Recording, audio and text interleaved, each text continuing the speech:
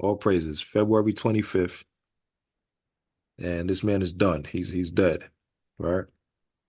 Now, if a lot of people know about the Rothschilds, they always tie them into the Illuminati, the shadow government, the part of the big famous families, billionaire families, trillionaire families, the Vanderbilts, the Rothschilds, the Bilderbergs, the Rockefellers.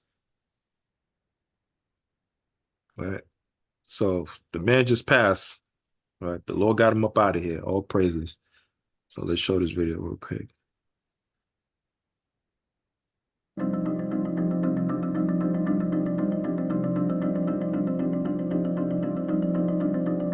He died at the age 87.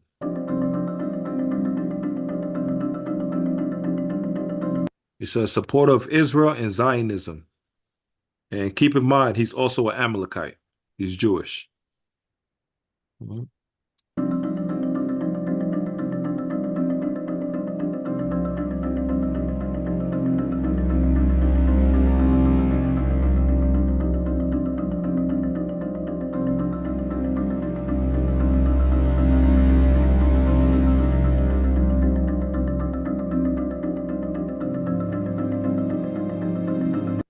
All right, so it says his family financed the British wars against Napoleon and World War II.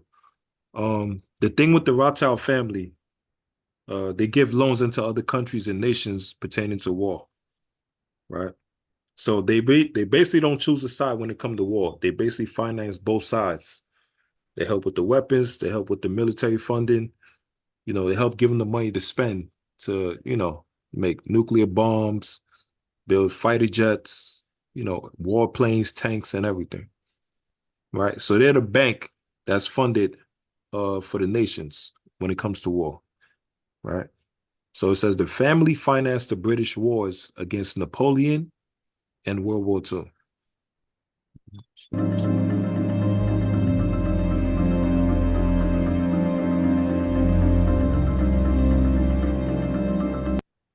Okay, so now when they funded the war for World War II between Napoleon and the rest of the other nations, whichever nation win at the end, the biggest winner is the Rothschild family, because they're loaning these nations monies and then they get back interest.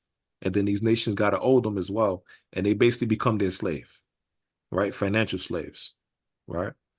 So next is the letter. It said his great uncle, Walter Rothschild, was the one who received the letter, right? So look at his letter. Now, we always say 1948 Balfour Declaration, right? But if you look at the letter, it says November 2nd, 1917. And it says, Dear Lord Rothschild, I have much pleasure in conveying to you on behalf of His Majesty's government the following declaration of sympathy with Jewish Zionist aspirations, which have been submitted to you and approved by the cabinet. His Majesty's government viewed with favor the establishment in Palestine of a national home for the Jewish people, and will use their best endeavors to facilitate the achievement of this object, it being clearly understood that nothing shall be done which may prejudice the civil and religious rights of existence non-Jewish communities in Palestine or the rights or political status enjoyed by Jews in any other country. I should be grateful if you would bring this declaration to the knowledge of the Zionist Federation. Yours, Arthur James Balfour, right? So what people famously know as the Balfour Declaration, the guy that helped write it, Arthur James Balfour, he sent a letter unto Rothschild, right? Unto Jacob Slakia, Walter Rothschild, to basically finalize it and back them and help them establish Amalek going to the land of Israel, and then stabilize it and basically call it the Jewish land or Zionism and everything. All right. So the Rothschild family was a big component in helping create that Balfour Declaration, basically finalizing it. All right.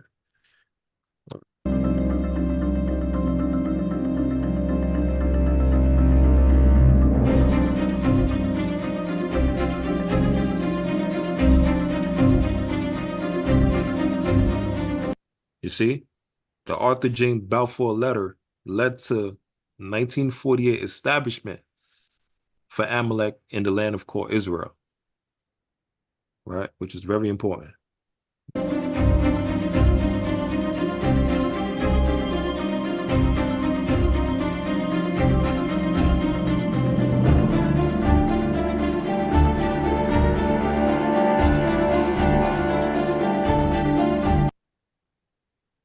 All right, so now it says the family name has been linked and tied to a lot of conspiracies.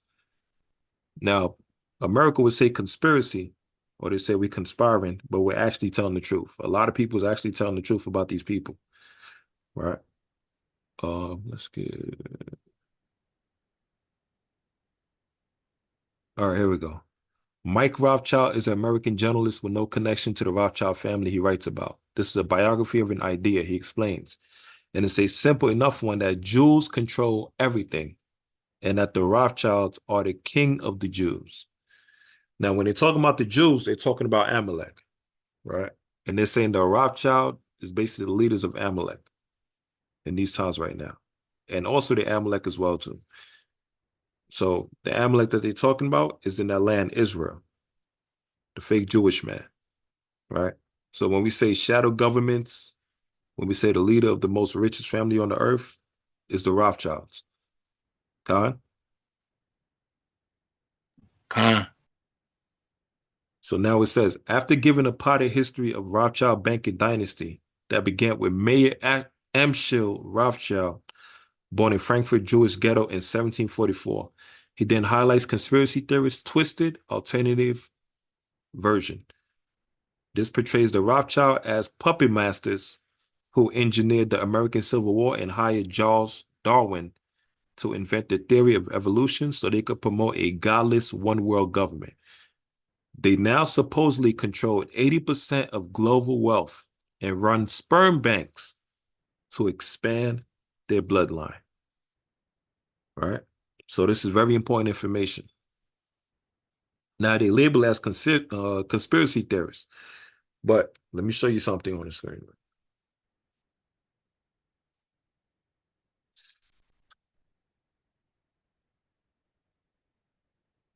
Can y'all see the screen?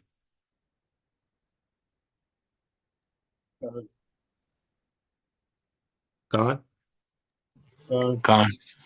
It says the earth is given into the hand of the wicked. Now, look what it says. It says corporations, multinational, and banks supporting New World Order agenda. And this is speaking about all the people that's in that tax bracket in that group, right? The billionaires and the trillionaires, right? And it says what they own: secret societies, financial banks, political, intelligence, research institutions, and educational. So now, this is what these people own. David Rothschild, Jacob Rothschild, David Rockefeller, Nathan Rothschild, John J. Astor, Rupert Murdoch, right? So on. Henry Kissinger, so-called Pope George Soros, who helped with the all Black Lives Matter movement, right? George Bush Sr., right? And David R. Rothschild and Evelyn Rothschild. So it's showing you what they own. Secret societies, Opus Dei, right? The Rosicrucians, Freemasonry, Skull and Bones, and Bohemian Club.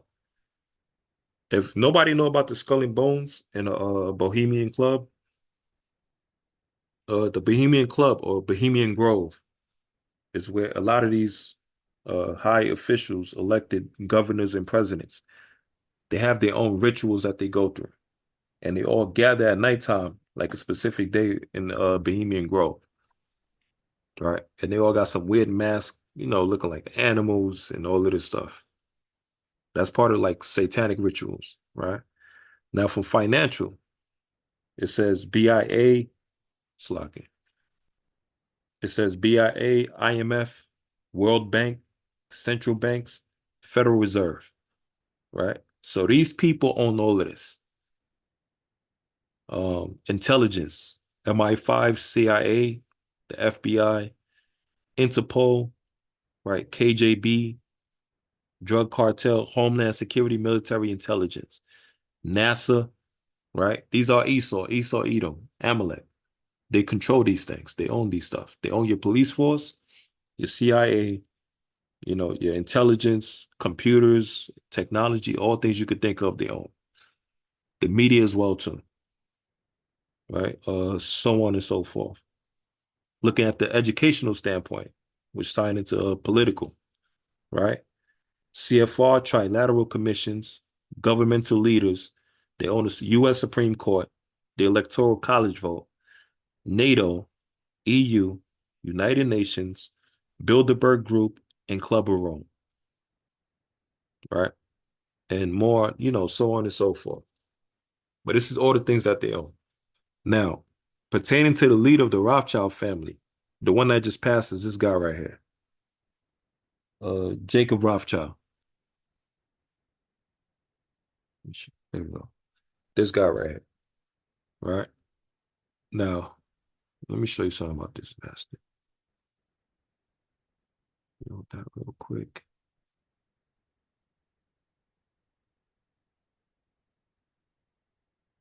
Back to this. Let's see. All right, here we go. So this Jacob Rothschild, right? Look at this interview right here.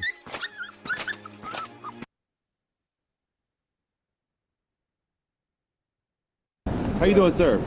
Could you tell us what went on at the Bilderberg meeting this year? Sorry? Could you tell us what went on at the Bilderberg meeting this year? I didn't get that, actually, no. The Bilderberg? You weren't there? No. Not this year. What went on last year?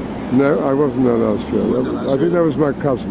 Your cousin was there? Yeah, I think so. Okay. Do you have a couple minutes for us, Mr. Rothschild? We have a few additional questions. I was asking a question inside of, because I was saying that the Federal Reserve was one of these organizations. I know, it's one of these organizations that a lot of people say is the source of. A quick point. If people don't know, when he's talking about the Bilderberg meeting, he's speaking about the meeting with the Bilderberg families, who's one of the rich families as well with the Rothschilds. They own trillions of dollars as well.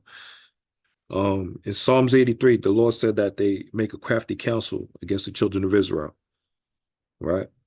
It's something like the United Nations, but it's at a larger scale. It's at a larger scale. See, these are World Bank families that's coming together as a shadow government, and they have meetings, you know, how to keep the children of Israel down and everything, right? How to scheme and plan, you know, destroy them, manipulate, and all of that. Main projects all across the world because it's a private bank that was started by your family. No, it's completely untrue. I was asked that earlier. It really isn't true. No. Jekyll Island? Jekyll Island, 1913, sir. But sir, just one thing, we could go on about how, you know, your family committed all these acts against society, but we just want to let you know the New World Order has no legitimacy.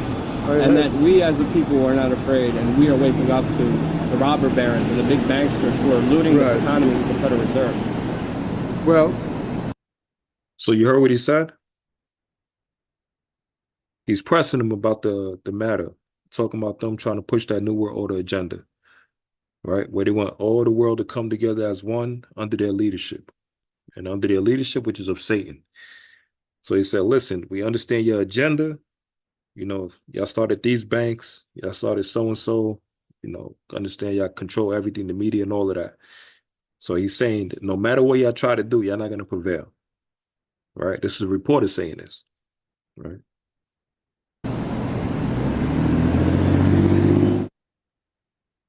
And look at this evil. And the big banksters who are, we as a people are not afraid, and we are waking up to the robber barons and the big banksters who are looting this economy with the Federal Reserve. well, see, he ain't got nothing to say with that. Right?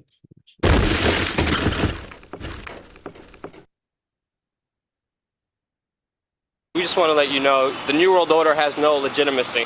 And that we as a people are not afraid, and we are waking up to the robber barons and the big banksters who are looting this economy with the Federal Reserve. well, What do you, I mean, the Rothschilds family did start the federal, you know, they divided Europe first, took over Europe, the Napoleon. don't exaggerate. No comment on that, sir? So you see what he said? No comment on that. the robber barons and the big banksters who are looting. Right. So he's telling them, a quick snip about their history. So how they split up parts of Europe, took over different banks. Right. So let me show you another one. Now this one right here is speaking about the Rothschild family, the family tree.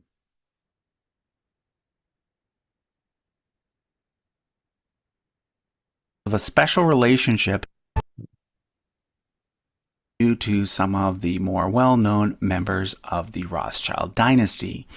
In part 2, Mr. Beat, a social studies teacher, will be delving deeper into the family's history and discussing some of the many conspiracy theories that have come to be associated with their name.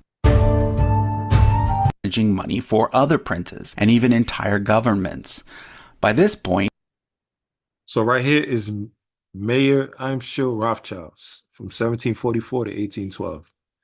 Right. And he had 5 sons. So it's going to show you. He split them up. Right.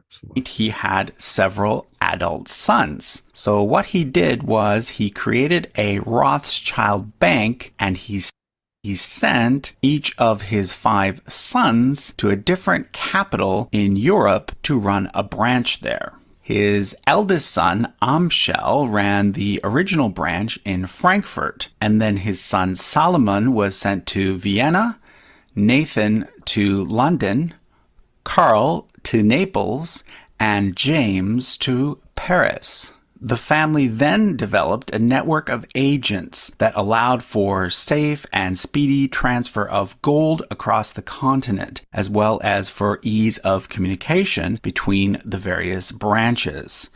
This made all 5 branches extremely successful. However, the London branch was perhaps the most successful of all. During the Napoleonic Wars, Nathan almost single-handedly financed the entire British war effort and took care of paying British troops and their allies across the continent. There's a well-known legend that the family made their millions by taking advantage of the fact that they received word of Napoleon's defeat one day ahead of everyone else in London. But that story is not actually true. Although they did receive word of the defeat before everyone else, they didn't actually make money off that fact. What they did make money off of is accurately predicting what would happen in European markets over the next several years and making the right investments based on those predictions. So by the 1820s, the Rothschilds were the wealthiest family in Europe, and they continued to be hugely influential within the world of international finance throughout the 19th century. The 5 brothers were given the title of Baron by the Emperor of Austria, which is why you often see the German von or a French de before their last name. Nathan, being based outside of the continent, was one of the few that did not use the title. So let's look at the 3rd generation Rothschilds. Almost all of the males in the 3rd generation married one of their female first cousins. This ensured that the dynasty's wealth stayed within the family. So, for example, Anselm, the firstborn son of Solomon, married his cousin Charlotte, the daughter of Nathan. He's shown in yellow because he's from the Austrian branch, and she's shown in red because she's a member of the British branch. Likewise, Lionel, the firstborn son of Nathan, married. All right, so if you look at the video, it's showing you from the perspective of one of the 5 sons, and then you go all the way down towards the 3rd generation. And it said they married and they basically kept it within the family. Right? So when it comes to the Rothschild, they only married within their family. That's another reason why they was called dynasty. It was a family empire. Right? They only kept the bloodline within their family. A lot of people talk about, even with Queen Elizabeth and how she ties into the Rothschilds as well. A lot of the presidents, which a lot of people don't know, They all connect to the same bloodline. They're all related, right? A lot of the American presidents, they're all related. Even George Bush and even Barack Obama, right? But let me show you another video.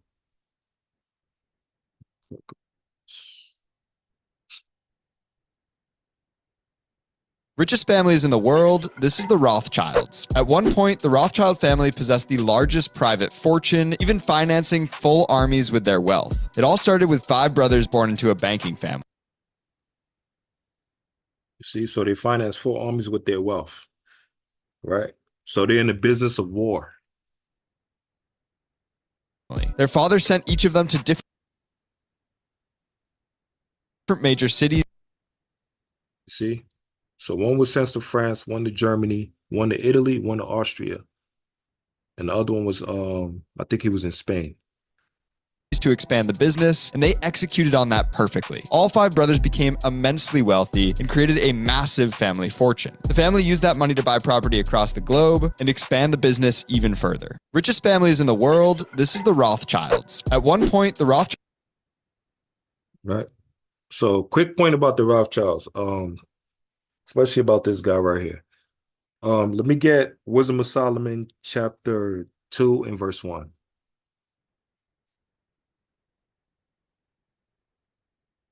Let's get Wisdom of Solomon, chapter 2 and verse 1.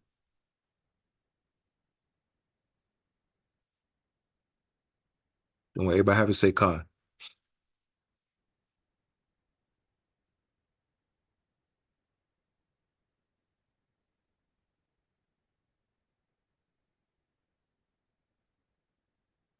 Wisdom of Solomon, chapter 2 and verse 1. Everybody have to say Khan.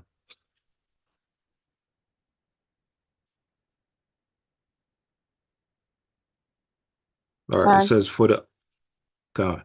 Wisdom of Solomon, chapter 2, verse 1. It says, for the ungodly said, reasoning with themselves, but not all right. Our life is short and tedious, and in the death of a man there is no remedy. Neither was there any man known to have returned from the grave.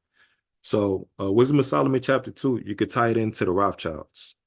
This whole chapter could tie in also to the Rothschilds. They're thinking Esau, Amalek, you know, they think they're just going to die, then that's it, they're good, right?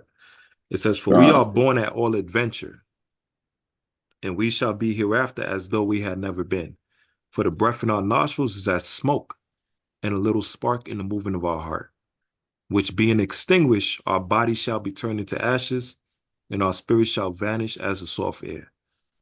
So they think they're just going to come in, oppress people, destroy people, do wickedness all throughout the earth, and then they pass away and they die, and then that's it. There's no more judgment after.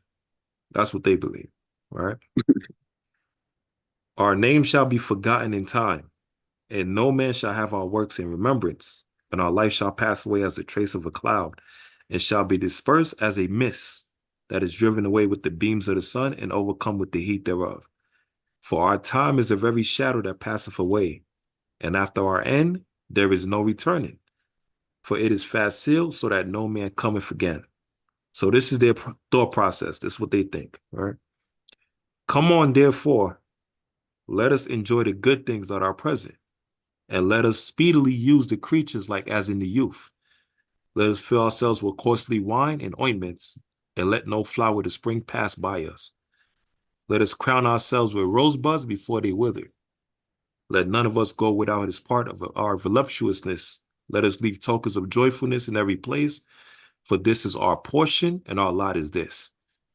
So they're basically saying they know they're going to die, right? And they're going to be wicked as hell. So they say we might as well enjoy ourselves, you know, take advantage of everything that the Lord gave us.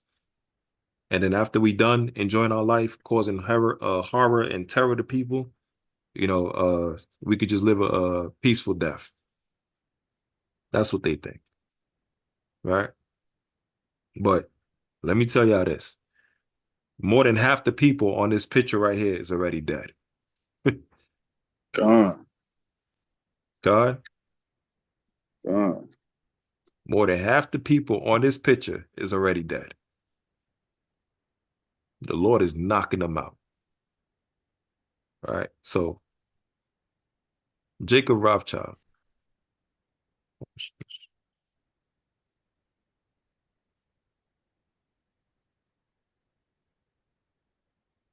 Jacob Rothschild, if you look at the screen, it said Lord Jacob Rothschild died at age 87, right? So he's down. Now, let's get the next one.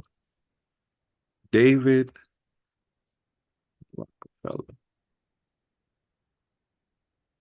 David Rockefeller. Now look at this. He's on the picture as well, right? David Rockefeller right here, right? Now, David Rockefeller, 6 years ago, billionaire David Rockefeller dies at age 101.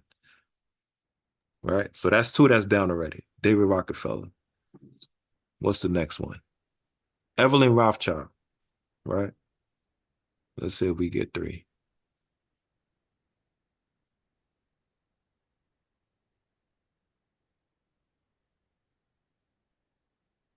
Let's see. Mr. Evelyn Rothschild. All right. So Evelyn Rothschild, he died as well at 91 years old. Right? He died November 7th. I think it was 7th or 8th, 2022. 91 years old. So you got Jacob Rothschild, 87, he's dead. Evelyn Rothschild, 91, he's dead. David Rockefeller, who's also on the picture, 101 years old, he's dead. Let's get this guy right here. Harry Kissinger. The Lord is knocking him out, man. Listen, let's enjoy the life.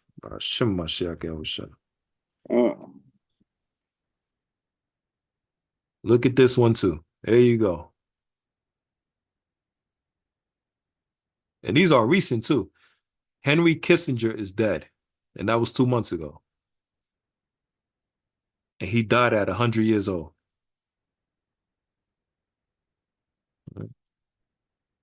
Now there's some more people that's dead. Yeah.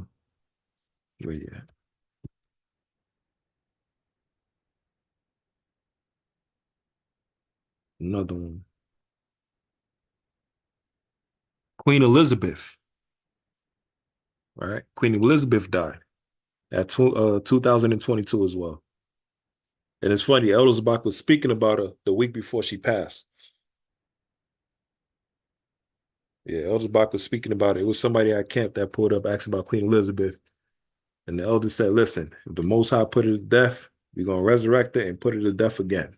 Thus save the Lord.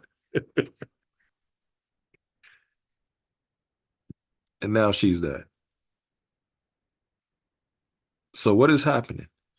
The Lord is bringing judgment on the top family, the heads of these top family.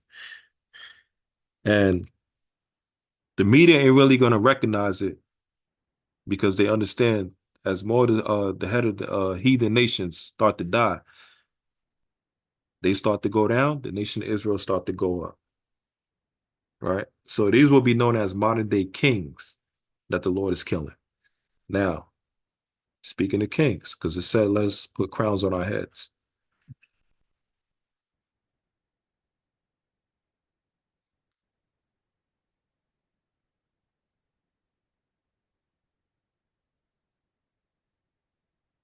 It says, let up crowns on our head. Here we go right here. So you got King Charles. Somebody says Salaki. Yeah, Sean Waller. Shalom, I just read a message pop up. It said, they stealing our organs and drinking our blood. You know, that's a good point right there. You know, because it'd be a question that remains: is man, how are they living so long? And they wicked as hell. And you know, that's a question that floats through everybody's head.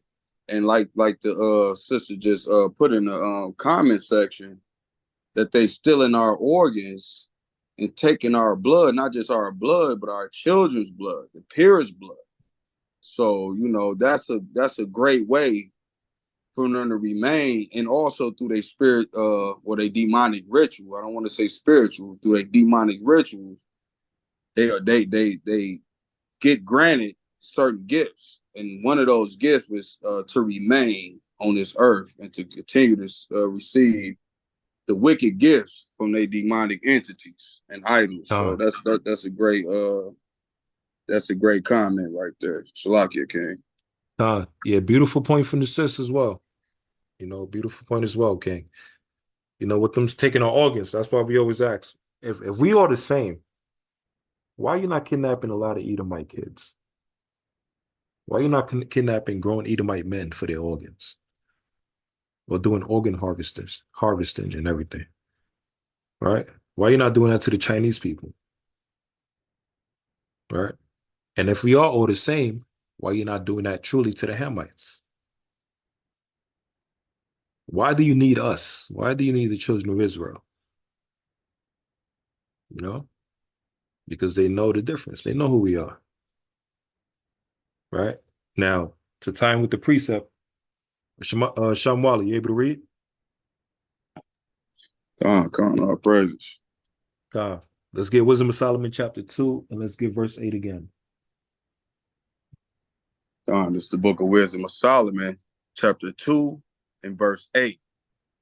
Let us crown ourselves with rosebuds before they be withered. All right, so it said, let us crown ourselves. So watch this video.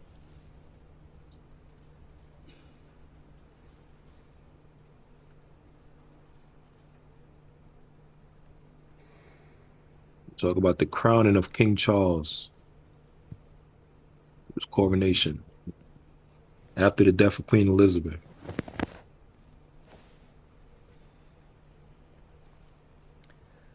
God save the king! God save the king! They usually say God save the queen or long live the queen. You know, for Esau, but now they're saying God save the king. But the Lord said they're going to do what? They're going to say, let us crown ourselves with rosebuds before they wither. Right? Read on. Verse 9. Let none of us go without his part of our voluptuousness. Let us leave tokens of our joyfulness in every place. For this is our portion, and our lot is this. Right. So now, if you go back from there, let's go back to the history. Richest families in the world, this is the Rothschilds. At one point, the Rothschild family possessed the largest private fortune, even financing full armies with their wealth. It all started with 5 brothers born into a banking family. Their father sent each... Right. So if you read verse 9 again, it says, let us go without his part of our voluptuousness. Let us leave tokens of our joyfulness in every place. So you see, it said, let them leave it says, let us leave tokens of our joyfulness in every place. So they left tokens in where? Britain, right? One of their brothers did. In France, right? There we go. Give them to Another different one did major in where? cities In Germany, one in Italy, and one in Austria. to expand the business. Right? So they expanded their business, their banking families. That's what they are. The Rothschilds are a banking family. And each one split up and they established a bank in the business in each country. And they oppressed it. That's basically what they did. And it says what? For this is our portion on our lot is this. Now they're right about that. Because remember, in Genesis 27, the Lord told Esau, you know, by your sword you shall live. Right? And you're going to have to serve your brother. So what did Esau do? Wherever he go, he oppressed the people by his sword. Now, what do the Rothschild do? They'll fund the wars. Right? Whatever side is fighting against each other, they'll fund the wars. There was a movie. What's this guy name? Oh yeah, I remember the movie. I remember the movie now. Here we go. There's a movie right here. This one right here. It's called Lord of War with Nicolas Cage. Have anybody seen this movie?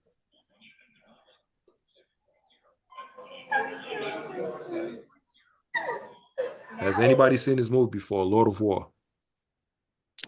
No. It's definitely a good movie to watch. Basically, the whole synopsis of the movie, Nicolas Cage plays a character that he basically sells weapons to nations, and especially the nations that's going to war against each other. So he's funding the weapons for both sides.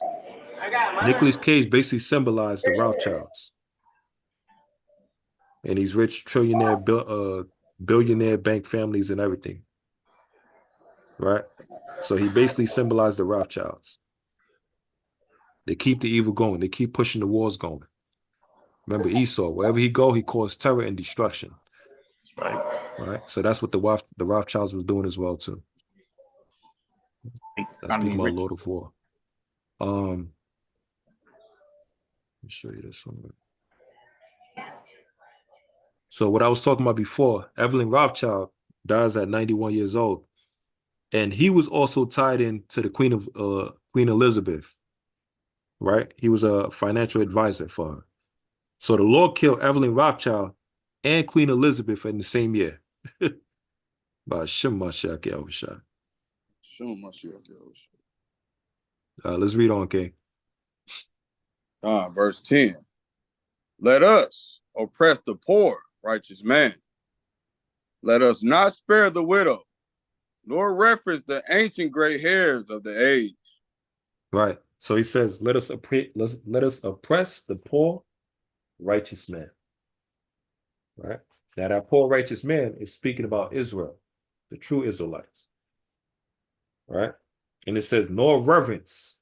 It says, let us not spare the widow, nor reverence the ancient gray hairs of the age. That's speaking about not having respect for our old people, our old grandpa, grandfathers, grandmothers, aunts, uncles, not having respect for our elders. All right.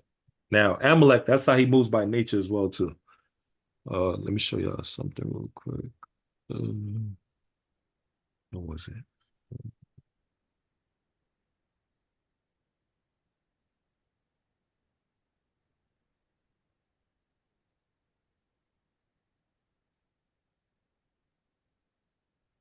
Yeah, here we go. Get Deuteronomy chapter 25, all right? Just to show you, Amalek don't care about our old or our young. He don't give a damn. Let's get Deuteronomy chapter 25 real quick. And let's get verse number 17. Say 7, King. Deuteronomy chapter 25 and verse number 17. Okay, Khan. This is the book of Deuteronomy, chapter 25 and verse 17. Remember what Amalek did unto thee by the way, when ye were come forth out of Egypt. Right, read on. Verse 18. How he met thee by the way, and smote the headmost of thee, even all that were feeble behind thee, when thou wast faint and weary, and he feared not God. Right. So when it says those that were feeble among us, it's speaking about the old of our people. Right. So in Wisdom of Solomon chapter 2, where he said, let us oppress also those of the great hair and the widows. Right. He's speaking about the old of our people. Khan? So the Lord said when we was leaving out of Egypt, Amalek showed no mercy. He still tried to kill our people. Right. That's that perpetual hatred. Let's read on, King. Verse 19. Therefore it shall be, when the Lord thy God have given thee rest from all thy enemies round about, in the land which the Lord thy God giveth thee for an inheritance to possess it, that thou shalt blot out the remembrance of Amalek from under heaven. Thou shalt not forget it. So the Lord said, you shall wipe out the nation of Amalek from under heaven. You shall never forgive or forget what they have done. So let's go back to Wisdom of Solomon chapter 2, and let's go to verse 11. This is the book of Wisdom of Solomon, chapter 2 and verse 11. Let our strength be the law of justice, for that which is feeble is found to be nothing worth. All right. So now, it says, let our strength be the law of justice. What are they talking about? If you look at the picture again, political, right? What do they have? The government leaders, they have the U.S. Supreme Court under their belt, right? The U.S. Supreme Court itself is supposed to be a judge, lawyer, prosecutor, and everything, and they're supposed to judge you fairly. They're supposed to have evidence, all different type of things. They have laws that they come out of it to keep law, order, and structure, but they're supposed to judge you fairly. But who's the one that's controlling the laws? The Supreme Court. It's Amalek. So every law that he sets up is for his benefit, and it's also for your destruction. That's why they was able to create a letter for the Balfour Declaration and put it into power. All right? So if you look right here.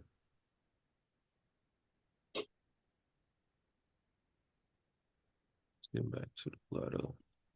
Here we go, right here. This is the letter right here. From Arthur James Balfour. To who? To Rothschild. And that was Walter Rothschild. So this is the Balfour Declaration, the early form in 1917. All right. It said, I should be grateful if you would bring this declaration to the knowledge of the Zionist Federation. And who's part of the Zionist Federation? The Rothschilds, because they're Amalek as well, too. All right. So the Rothschilds, the whole Rothschild family is Amalek. All right. So now watch this. Let's go back to this again. This portrays the Rothschild as a puppet masters who engineered the American Civil War and hired Charles Darwin to invent the theory of evolution so they could promote a godless one-world government. The same thing as what Nimrod did. He wanted everybody to come together, and he wanted everyone to worship him like he was a god. They now supposedly control 80% of global wealth and run sperm banks to expand their bloodline. So if they control 80% of the global wealth, they control the media, they control the money, they control the Federal Reserve, they control the people that create the dollar bills, right? And also it says they run the sperm banks. What ties into the sperm banks? Also DNA, which they control as well too. So Esau Amalek controls everything. Khan? On the money, bro. This devil controls everything. Now, how do you know this? Let's get Job 9 and 24.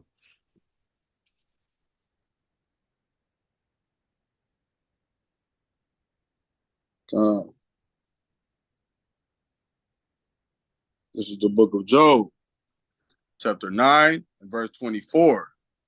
When somebody got it, somebody please say Khan. Khan. Khan.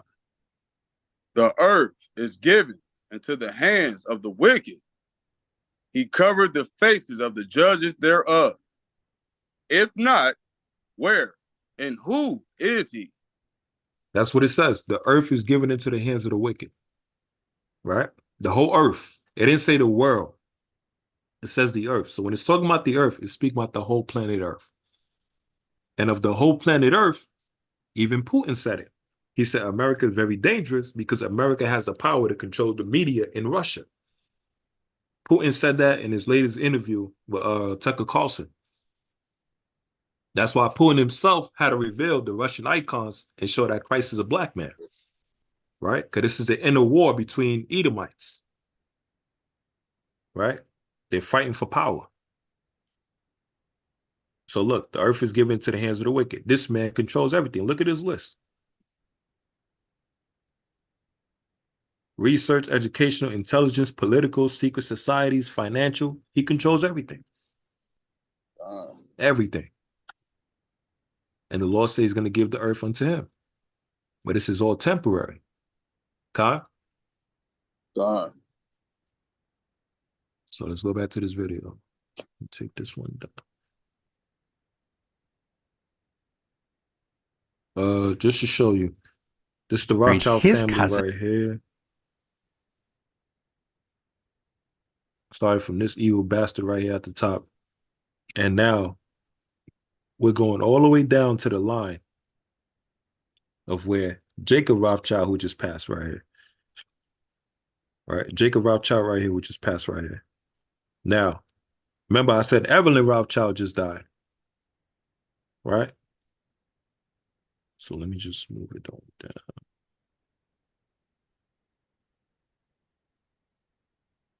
Let's go to the recent Rothschilds. Here we go. So Jacob, the fourth Baron Rothschild, was born 1936. Right? He just died. February 25th. All praises. I think like what, 2 days after the feast of Purim. You can't make this up. Shalom Mashiach Yahushua. Shem Mashiach Yahushua. Same as the Lord killed Haman, who was an Agagite, which is an Amalekite. Same as the Lord killed Jacob Rothschild. Shem Mashiach Yahushua. Shalom Mashiach. Both Amaleks. Shit, we going, boy. Gonna have to. We might have to establish that that day that Jacob Rothschild died as an Israelite feast day. Hey, Khan, man, that's a good celebration there. Good. So Go ahead, sis. I was just sitting here thinking how everything that's going on now when it comes to Amalek, it leads back to Saul's decision of not killing them. Had Saul actually done what he was supposed to do and killed every single living Amalekite, you wouldn't have a Rothschild family today. We wouldn't have Purim. We wouldn't have a lot of stuff that we went through due to Amalek. It's crazy. Oh, it's a beautiful point. Jacked everything up. Yeah. But remember, sis, it's all part of prophecy. Because Saul was born at that time to show the comparison between Saul and David. A man that wasn't going to do the Most High's will, but only his own understanding, only his own feeling, only his own will. And a man that was going to follow the Lord to the T. Exactly. And God. And one more thing, sis. What's funny about that is when Saul went to his last battlefield and the Lord killed him and his son, the Lord put the spirit on the heathen to pull David away from the battlefield. Right? Remember the Canaanites? When David was trying to help them, but he was really, trying to finesse them, basically. But the Lord kept David blameless by pulling him away from that last battlefield where he was going to be involved with Saul. And didn't he even kill the Edomite that claimed that he killed Saul? Exactly. Yeah, the Edomite that killed him. Yeah. That was the comparison with David and Saul. If you read that story again, the Lord kept David blameless all throughout. And David, Saul lost battlefield. The Lord was protecting David and giving Saul his judgment against the heathens.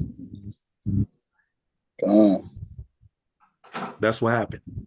And what's funny, at the end, David did what Saul didn't want to do. He got rid of all of them.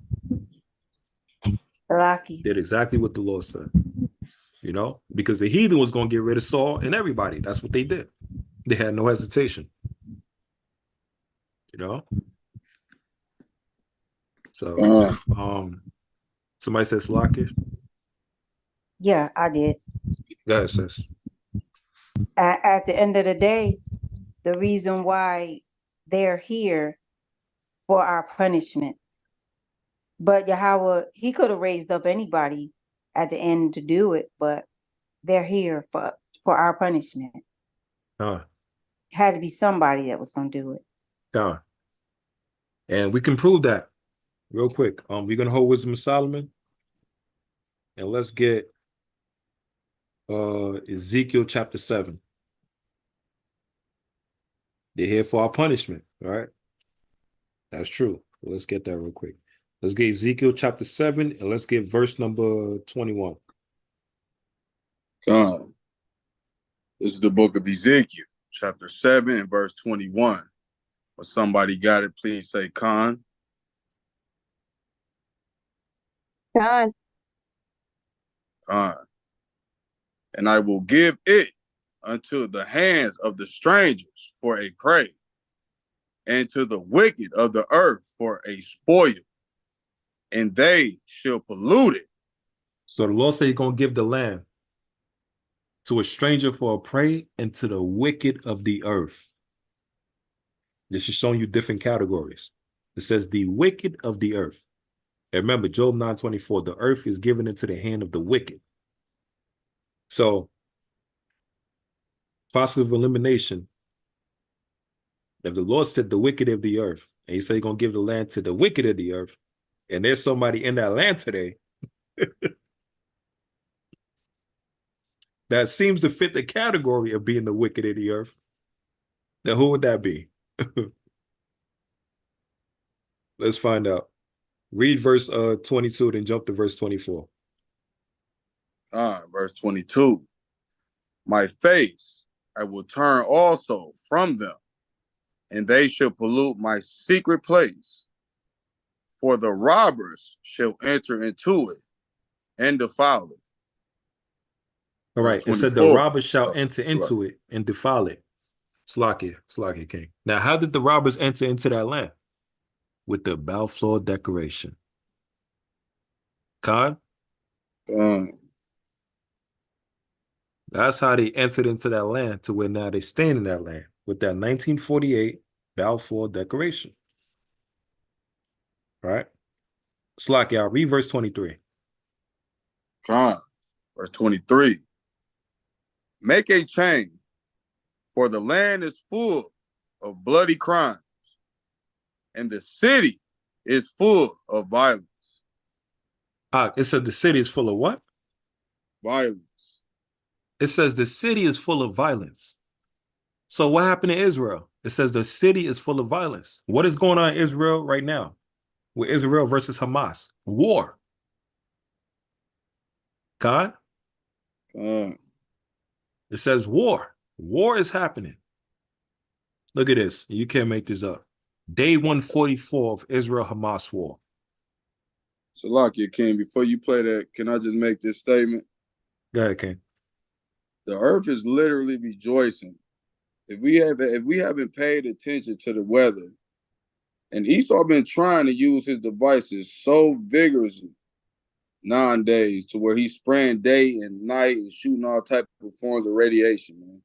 Do you see the earth blocking these things out, man, and actually shining upon the face of the earth and upon the people? Come on, man. Yeah, good point, man. It was 70 degrees yesterday, man.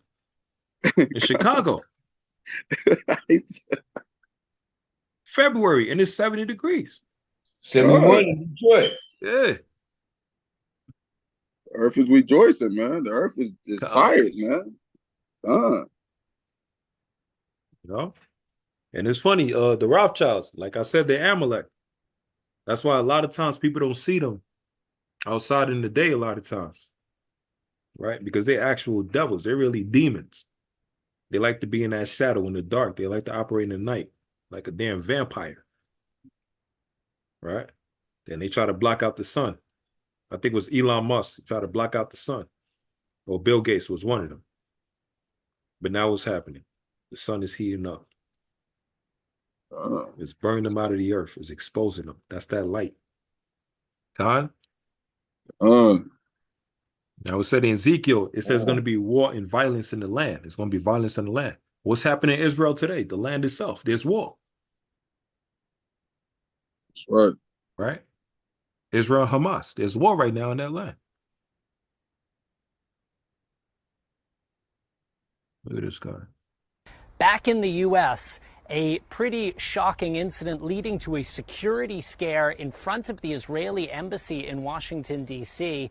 A U.S. official tells NBC News an active duty member of the U.S. Air Force set himself on fire in front of the embassy.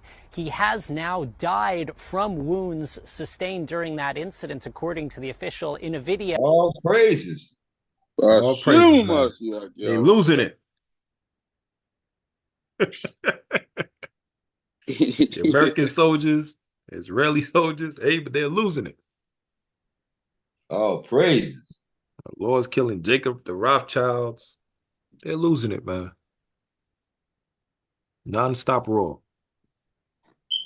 And look, Houthi rebels sever cables linking Europe and Asia. Yeah, these nations is going in. And it's beautiful to see. Right? Read verse 24, King. Verse 24. Wherefore I will bring the worst of the heathens, and they shall possess their houses. I will also make the palm of the strong to seize, and their holy places shall be defiled.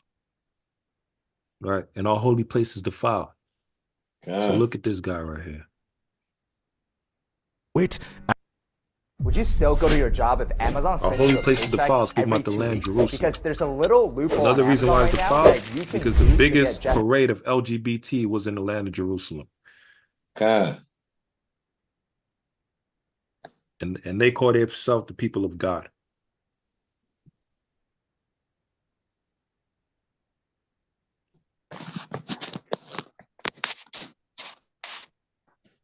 And outsmart anyone on the battlefield. This would be the most powerful family in Europe. Okay, check this out. This chocolate literally fragments fat cells into tiny pieces and flushes them out of your body. So Use their money, power, and influence to strike a secret deal with the British government. That deal eventually led to the creation of the country of Israel. But what makes this story more bizarre is the crazy personality of the man who orchestrated this deal, Lord Walter Rothschild. Walter Rothschild was an enigmatic mega-billionaire with so much money that instead of using horses to pull his carriage, he imported zebras from Africa just to show off. This same billionaire also had a super weird hobby of gathering insects and bugs, eventually amassing over 1 million butterflies, moths, and other insects. The Jews are some of the most intelligent, industrious people in the world. However, for years, the millions of Jews scattered around Europe had been trying to secure a large piece of land to start the country of Israel. But no matter how hard they tried, they got nothing. That was until they linked up with the super rich Walter Rothschild, a man who could change the world with the snap of his finger. By the early 1900s, the Rothschilds were already the most powerful family in Europe. They were so wealthy that they had even given loans to the entire country of France to stabilize the economy. However, aside from their power, the Rothschilds also had a reputation for being extremely ruthless. They wouldn't hesitate to wield their power as a weapon, to bulldoze through their enemies and crush anyone who opposed them. If the Rothschilds wanted something, they better get it, or they'd be hell to pay. Walter Rothschild made the calls he needed to make, pulled the strings he needed to pull, and in 1917, the British government sent Walter an official letter promising to do everything within their power to provide land for the creation of Israel. That letter redesigned the map of the world, and if you need proof, we have a copy of that letter. November the 2nd, 1917. You see that? Walter Rothschild. And they said they were a violent family. They'll get their whatever they want by any means necessary, basically. Salakia. right? Go ahead, King. So was the Rothschilds Amalek? Yeah, Okay, okay. God. I'll show you that as well too.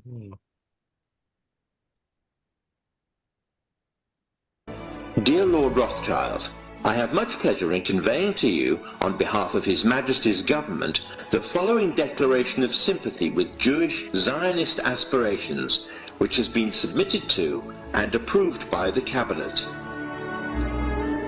So it's possibly the most famous letter in modern Jewish history, and it begins with 3 words: Dear Lord Rothschild. That letter, nicknamed the Balfour Declaration, is proof that it was the Rothschild family that created Israel. But there's even more evidence. In this interview, the head of the Rothschild family proudly explains how his ancestors created Israel. The interviewer begins by asking the question that was on everyone's mind. Why was it that this letter was sent by the Foreign Secretary to your great-uncle Walter? The reason is obvious, because it was the Rothschilds' money, power, and influence that made the British government fall in line. Years later, Britain kept their promise to the Rothschilds and provided a large piece of land to start Israel. And in May 1948, the State of Israel was officially created. Although this was good news, the Rothschilds were just getting started. What the Rothschilds did next was even more impressive. They invested millions of dollars into Israel, building schools, roads, and everything needed to turn that piece of land into a beautiful country. James Rothschild single-handedly paid for Israel's Congress building, while Dorothy D. Rothschild paid for Israel's Supreme Court building. However, the more money the Rothschilds spent, the more problems they created. Why? Because the land the British gave to Israel actually belonged to another group of people called the Palestinians. And that land dispute sparked the series of conflicts. You see how Esau, with his money, it just created stuff?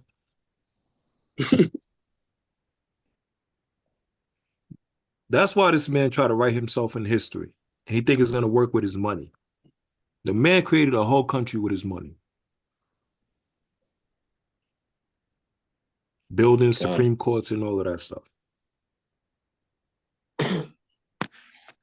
Not just bought the Supreme Court, he created the Supreme Court. Same as all these police officers. A lot of people that's in New York. If you ever went to Brooklyn, Amalek, that's over there.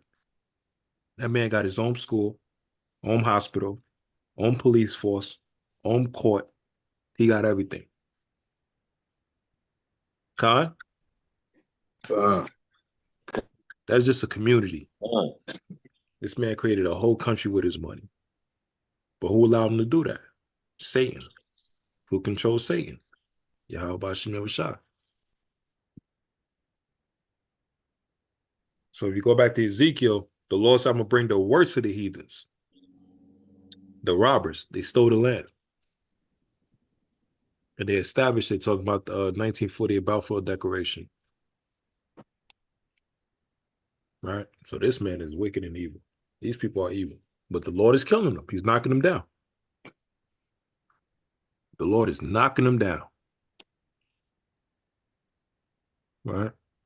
Let me see. Let's go back to this real quick. So this guy right here. Jacob has a half-sister who is a Harvard professor and married to Nobel Prize-winning economist Amartya Sen. He also has a half-brother who married into the Guinness family. Yes, the family of beer and Book of Records fame. They have... You see, the Guinness family, like that commercial, the beer commercial, right? So these are families that have ties with other rich billionaires and millionaires and trillionaires, basically. Had 3 children. Their son married into the Hilton family of hotel fame. See? And then their son married into the Hilton family. That's where you have that celebrity everybody talk about, Paris Hilton.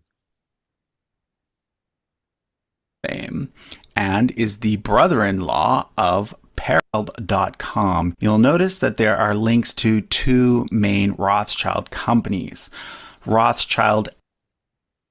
So this is one big family. These are the Rothschilds. Right? All of this is the Rothschild. This is one big family. And they control 80% of the world's economy. Salakia. Okay. So they deal in incest just as well as the Moabites and Ammonites. Huh. Okay. Wow. Now look what it says.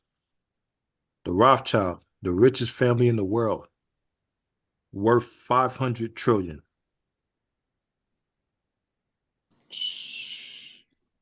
That's Salakia. That's Satan all day.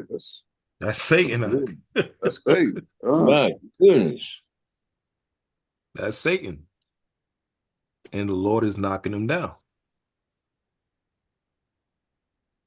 Con? The Lord is knocking him down.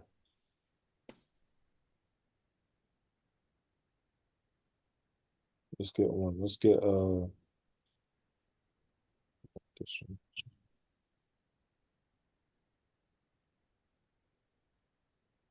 Salakia. Yeah, okay. So do their long life, as far as like, being, 90, 100 years old, is that has any ties to witchcraft? Yeah, it ties to witchcraft. It ties to the organ harvesting. It tied to them getting damn near 1,000 surgeries, new hearts. It ties to all of that. They're trying to extend their life. They're trying to basically cheat death.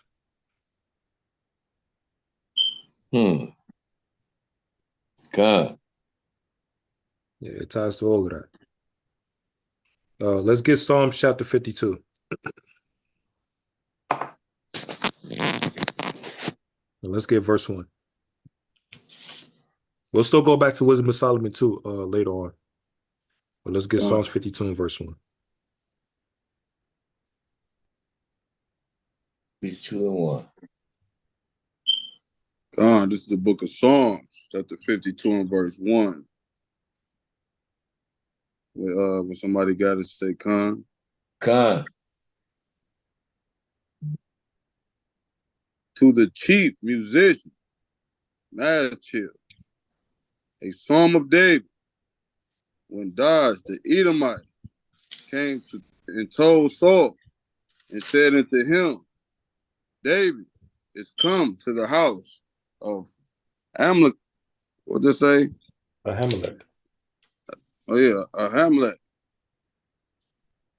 Why boasted thou self in mischief, Almighty man? The goodness of God endureth continuously. Right. So David is speaking about Doeg. Doeg was the one that was following Saul. He was like his servant, basically. And Doeg came to David because he knew David and Saul was fighting against each other and everything. And Saul tried to kill David multiple times. So Doeg, like a damn snake, came to David. And even though he didn't even kill Saul, he still tried to take credit for it. Right? And he said that Saul was about to die and Saul told him to slay him. So he still tried to take credit for that. And then David said, who are you to touch the anointing of the Lord? How dare you put your hands on an Israelite? And David hated Esau. Boy, Esau, Amalek, Joab, and David, they was putting them to death. They was showing them. You had Joab, I think he stood for like 3 months, just slaughtering Esau, boy. 3 months. He was a real exterminator. So David got rid of Doeg, and it's the Psalms that he taught about with Doeg. And Doeg ties into Esau and Amalek. He said, why are you boasting because of your wickedness? Right? Like we tell Jacob Rothschild and them today. Why y'all proud as hell that y'all rich and all of this stuff when y'all got it from y'all wickedness? And what is y'all wickedness? Y'all serve Satan. That's your God. That's your power. Read on. Verse 2. Thy tongue devises mischief like a sharp razor, working deceitfully. Remember, when the guy asked him, was you there for the meeting with the Bilderberg? He said, no, I don't know what you're talking about. I was my cousin. That's a damn lie. And then the guy told him, hey, we know you started the banking families and all of this stuff, right? And all the evil y'all doing, we're not going to stand for it. You're trying to push the NWO agenda. He said, I don't know what you're talking about. That's a damn lie. Working deceitfully, right? They say he's a philanthropist and all of that, but that's a disguise. You know, they try to have him as a philanthropist, trying to help people, and you trying to help protect people and, you know, have medicines for them and everything. That's a disguise. Behind the scenes, you're killing billions of people. Read on. Verse 3. Thou lovest more the Salakia. Thou lovest evil more than good, and lying rather than to speak righteous. It's like Joe Biden and Trump. They love evil more than good. And they lie every time. That's part of being a politician. Your profession is literally you lying to the people every time. Joe Biden, when he first got elected, he said, if you don't vote for me, you ain't black no more. Right? Oh, man. That's what Joe Biden said. I ain't hear that. Yeah, I heard that. Let me show you real quick. That's all wild, man. Yeah, it's just, oh, that's evil.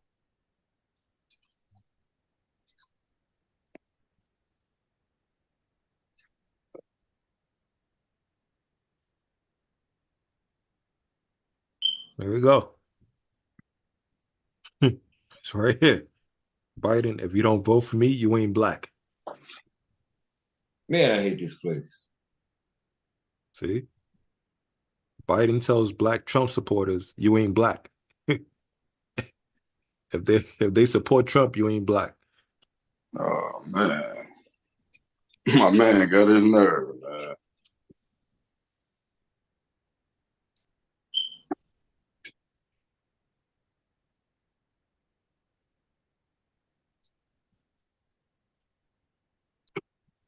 Yeah, that's what Mr. Joe Smell Biden said. All right. Read on, King. Verse 4. Thou lovest all devouring words, O thou deceitful tongue. Right. Read on. Verse 5. God shall likewise destroy thee forever. He shall take thee away and pluck thee out of thy dwelling place and root thee out of the land of the living. And that's what happened to this guy. Lord shall destroy thee forever and shall take thee away and pluck thee out of thy dwelling place and root thee out of the land of the living. Read on. Hashem Mashiach. Hashem Mashiach Yahushua. Hashem HaMashiach Yahushua. Done. Read on. Verse 6. The righteous also shall see and fear and shall laugh at him. And shall read that again.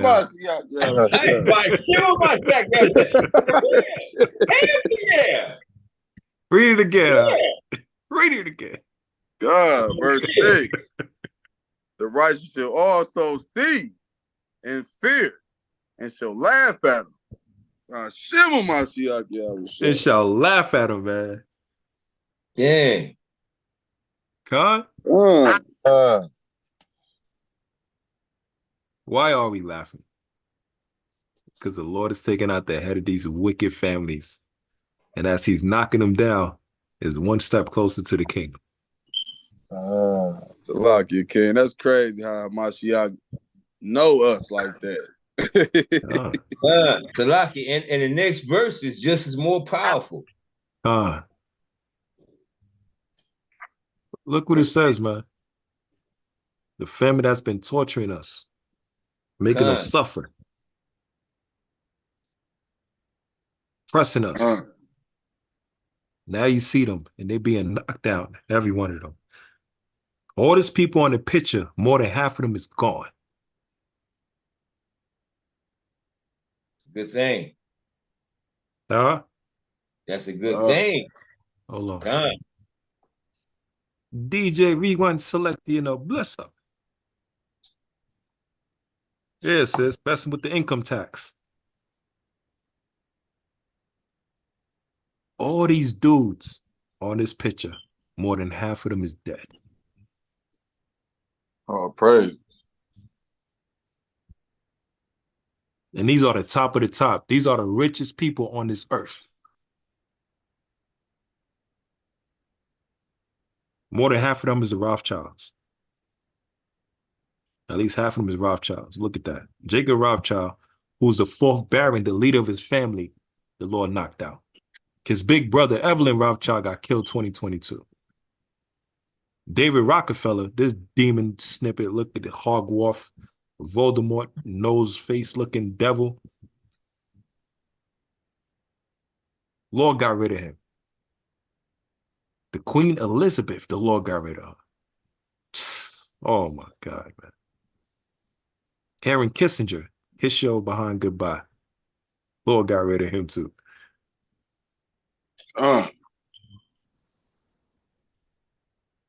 They own all of this. And the Lord is taking them down. And we laughing. Damn right. I'm dead ass, man. We might have to make that day, man. Make a Rothschild dead. We'll make a feast day after that day. Shem Mashiach Yahushua. Done, for real. Now, why are we going to laugh at them? Read verse 7. Verse 7. Lo, this is the man that made not God his strength, but trusted in his abundance of his trusted riches. His what? Abundance of his riches. Of his what? Of his riches. Of his riches. He trusted his family owning $500 trillion.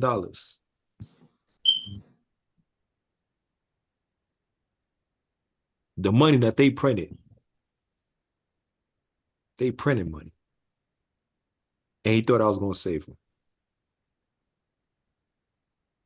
Read on. And strengthened. Salaki, I got to call Salaki. And strengthened himself in his wickedness. You see, they doubled down in their wickedness. How do they strengthen themselves in their wickedness? Do anybody know? With their money? Let's find out. Let's get Micah chapter 2. Let's get Micah chapter 2 and verse 1. How these devils strengthen themselves in their wickedness? It's a word that we always say that a lot of people know them as. A word that people are scared to even speak.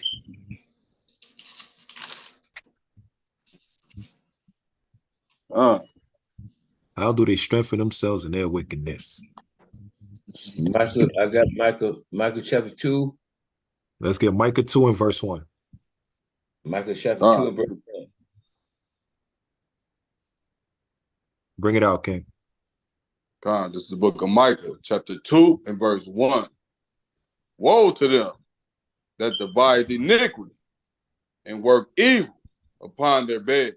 Right? They work evil upon their beds. Right? They don't go to sleep until they made a plan. They schemed a plan to destroy the children of Israel. They don't rest until they destroy the children of Israel. How do you know that? Hold that real quick, God, from Micah 2 and go to Wisdom of Solomon chapter 2 again. These bastards don't rest until we suffer. Go to Micah chapter 2, and go to verse 12. Wisdom of Solomon, chapter 2 and verse 12, King? Flock it. Wisdom of Solomon 2 and 12. God. It's the book of Wisdom of Solomon, chapter 2 and verse 12. Therefore, let us lie and wait for the righteous. Hold it right there. All right. They said, let us lie and wait for the righteous. Let's wait. While we on our beds, just waiting, contemplating, while we're watching the different videos. Shit. See who's going to step up. Uh, Who's going to teach the truth of Yahweh Shemel Wishai? Who's going to come out those churches? Who's basically naming the Rothschild families and pinpointing their wickedness and speaking about it? Who's connecting the dots with the wars? With the CERN, right? With the heart machines, right? With the confusion that's in the Project Bluebeam, right? Where they're trying to play a sleight of hand. They're trying to cause distractions. Who's setting up these celebrities to distract the people from what's really going on? You know? Who's pushing us on the forefront in the Super Bowl to touch all up on Alicia Keys so that could be the talk of the show? A distraction. While these damn devils is running their bunkers. You see what I'm saying? God. They're causing so much distraction. But the problem that they got against the children of Israel is we keeping our eyes on the prize. You devils is going down, and we seeing it. That's right. And you trying to hide. You trying to cover your shame. Shalaki King. Go ahead, King. I sent you a small video in WhatsApp. I'm not sure if you can bring it up. All right. When there's two precepts. Also, Proverbs 10 and 15, and Habakkuk 2 and 12. God. And the video is to you mentioned a little while ago the net worth of the family, right? And if you could also compare the net worth of the royal family, and the video kind of gives you an understanding of, because to be quite honest, we cannot conceptualize these net worth in terms of dollars and how much it really is. So the video gives you kind of a little breakdown of, to conceptualize what a million is, what a billion is, what a trillion is, and so forth.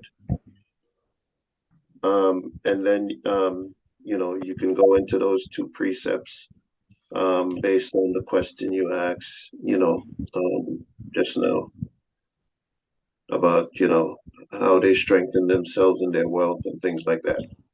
God. Yeah, I see the video. I'm going to play it right after this. That's the water, King. Yeah, I see it. All right. Let's finish Micah chapter 2 and verse 1 real quick.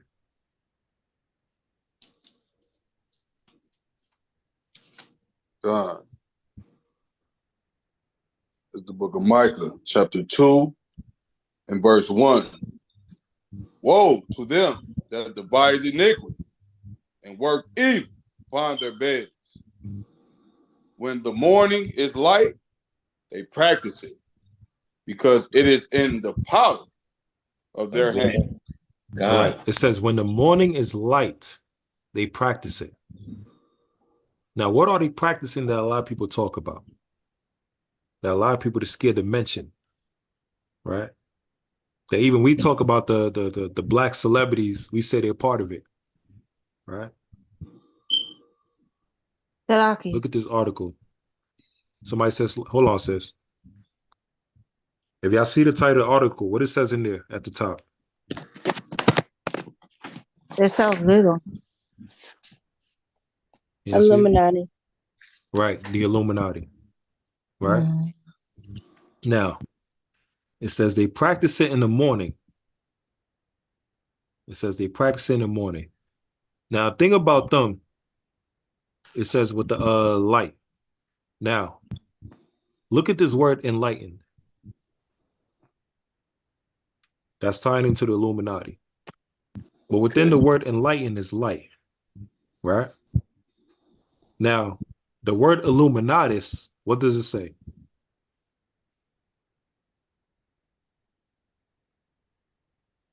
According to the...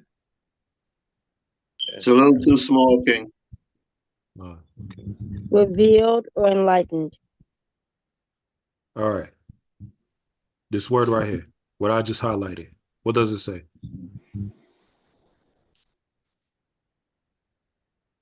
It's so Revealed little. or enlightened. The Oh, it's still word little? is plural of the Latin Illuminati, reveal or alignment. Right. So it means revealed or enlightened. Right? Keep that in mind. Quick precept. Get 2 Thessalonians chapter 2 and verse 3.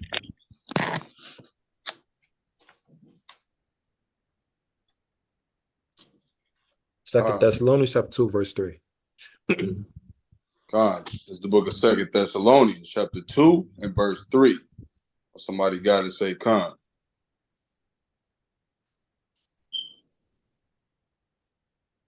Con.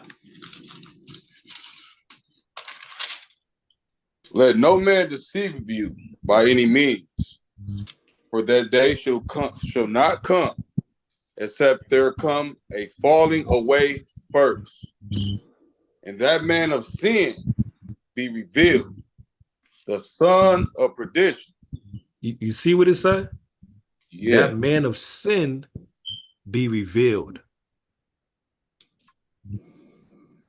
In the word Illuminati, it ties into what? Revealed or enlightened.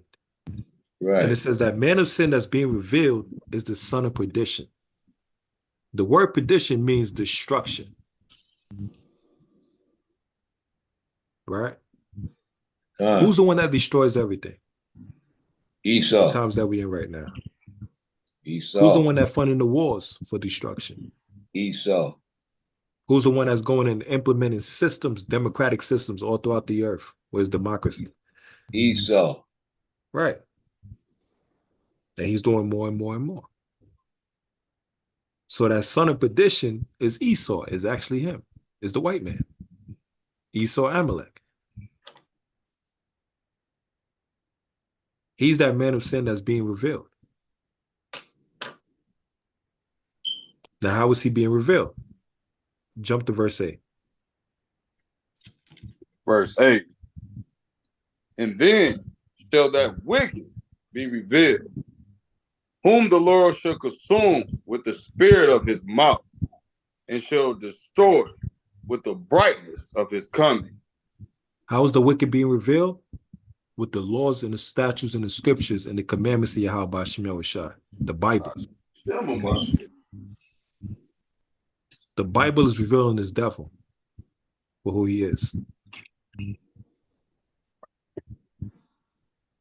That's why he's scared. That's why he's mad. Because he tried to hide it long enough, but the Lord is exposing him with the scriptures. Salaki, and a lot of our people don't know that. He tried to hide behind being the children of Israel by saying he's a Jewish. Well, he's the Jew when he's not. God.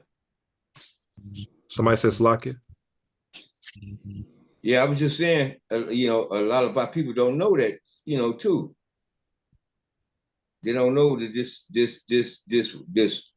this so-called white man is the devil that the Bible speaks of, and they don't really know that. They think the white man's is our friend, our savior, and he's not. I have a lot of how would you say it? Not confrontations, but conversations with a lot of our people, and they think the white man is a friend of ours. Like Joe Biden, they think he's a friend. He's not. and they just can't see it. You know, Okay. They just can't see it out. They can't see it. That's why the Lord got to open up their spiritual eyes. All right. Read on. Read verse number 9. And then we'll play the video for Shemaiah. Verse 9. Even him whose coming is after the working of Satan with all power and signs and lying wonders. Look at that. Sure. God. His power is of Satan.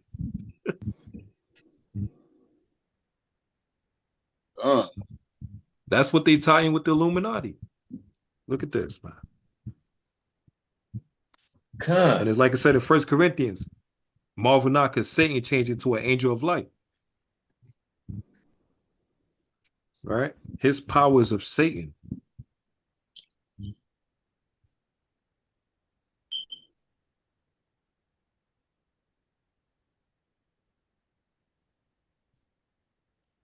Looking for the I think I found it. Where he at?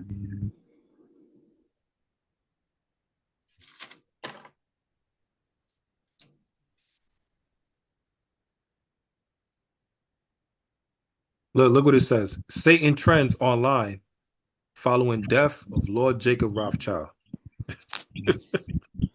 God. Oh, look. God. They know what's going on. Satan trends online following death of Lord Jacob Rothschild. And the thing, anybody know about The Simpsons, the TV show? Yeah, I've seen some of it. Yeah. Remember Mr. Burns? God.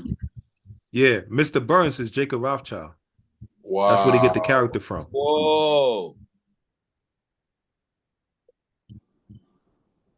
Look, there you go. We just want to let you know the New World Order has no legitimacy, and that we as a people are not afraid, and we are waking up to the robber barons and the big banksters who are looting this economy with the Federal Reserve. Well, what do you? I mean, the Rothschilds family did start the Federal. You know, they divided Europe See, first. he can't say he can't say a damn thing. Can't say nothing. He can't say a damn thing. Took over Europe. That's not right. And look where he's It's look been at the mislabeled. picture he's the behind. painting is. I actually went and looked years ago on the big British Museum site. It's Lucifer summons his legions, but whatever. Look at that. Lucifer summons his legions. Now who's taking the picture right in front of it? God. Sick bastards. Let's get to Shemaiah point, then we'll go to Lucifer. Boy. Devil. Wicked. Like Elder Taras say. Yeah, Shemaiah, I got you right now. Hey, Shalaki King. Khan. Do you remember the amount you said the net worth of the family was? Khan. What was it? I think like 500 trillion. 500 trillion was the family's net worth. That's what it was? Okay, so let's go into that video now. What's this? If you're a business owner, then animated explainer videos are the best way to capture attention. Hi, I've noticed many people have hard time conceptualizing the difference between $1 million, billion, or $1 trillion, or large sums of money in general. So I want to help out if I can. Say this is our good friend Sally. She's walking up to her fixer-upper house and notices something on the ground. Turns out, her rich uncle dropped off a pack of $100 bills at her doorstep. That's 10 grand. Now Sally can buy a decent used car or go on a trip around the world. But what if he dropped off 10 times as much? $100,000. A median person in the US earns this much in 3 years, and that's before taxes. That'd be a nice down payment on a good house or a college fund for kids. Now, let's say the uncle just left a whole round $1 million. That's what we see in movies packed into a nifty little briefcase. Now Sally could invest it and potentially retire, just living off dividends. This is what 100 million would look like. And here is $1 billion. $1 billion is a whole different ballpark amount. This is the amount that no one person can truly earn. It takes a huge number of people, and it can change lives of many people. 10 billion, 100 billion, and now trillion. This is what $1 trillion in cash would look like. That's the amount of money we only hear and potentially retire, just living off dividends. This is what 100 million would look like. And here is a billion. A billion is a whole different ballpark amount. This is the amount that no one person can truly earn. It takes a huge number of people, and it can change lives of many people. 10 billion, 100 billion, and now trillion. This is what $1 trillion in cash would look like. That's the amount of money we only hear as part of a GDP of some of the biggest countries in the world or major financial policies in those countries. Not even the biggest, richest corporations have this much revenue. Incidentally, that's about as many $100 bills as there are in existence on this planet. Most of the money these days is actually theoretical and exists only on computers. Cash is a pretty small percentage of all the world's money. And now, just really quickly, the difference between a million, billion, and trillion. Hope this helped visualize it a little better. Thank you for watching. Man. So, Lucky, so this is the money that the Rothschilds have. Yeah. But 500. No, that's just one. No, Shalaki. That was only 1 trillion. The brothers say their net worth was what the number was? 500 trillion. $500 trillion. I literally had to try to conceptualize how much money that was. And this video gave me a snippet into understanding. So what the person was saying is they literally, that family owns more money than there is money in the world. That's about as many $100 bills as there are in existence on this planet. Most of the money... Salaki. Lord of mercy. Salaki. So with that kind of money, you can influence anybody or any country in the world to do what you want them to do. Of course. Good grief. Now, Shalaki, just quickly, just pull up, if you could, the net worth of the royal family.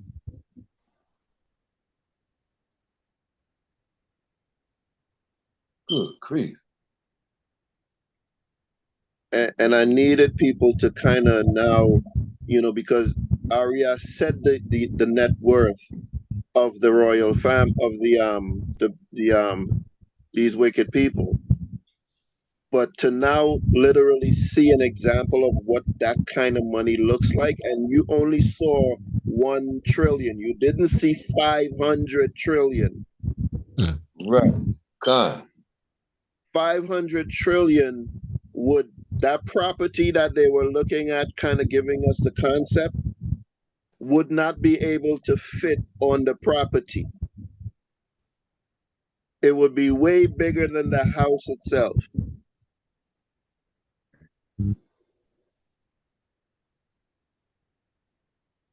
Yeah, man, it is. And the royal family is not that rich. Look, they're only 88 billion. They're not in the trillions. And it says that the queen herself had a private account. When it looks at the royal family's net worth, the queen herself had a private account of $500 million, which her son inherited after her death. Man, do you understand? Just like the brothers say, you are influencing and making policies over countries with that kind of money. And the money that she does, Slaki, and the money that she has is all stolen from us and other countries. Yeah. Shalakia, King. The money that they have is unlimited because they actually invented the banking system.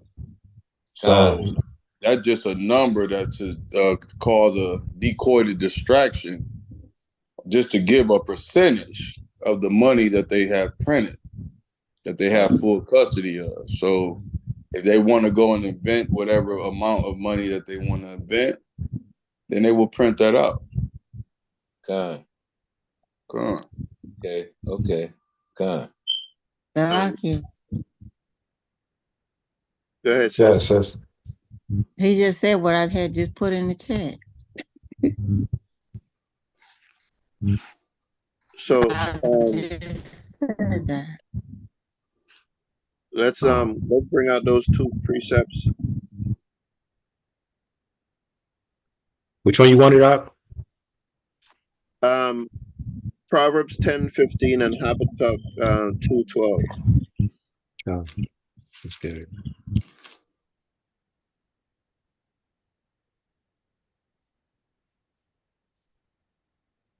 You said that was Proverbs what, King?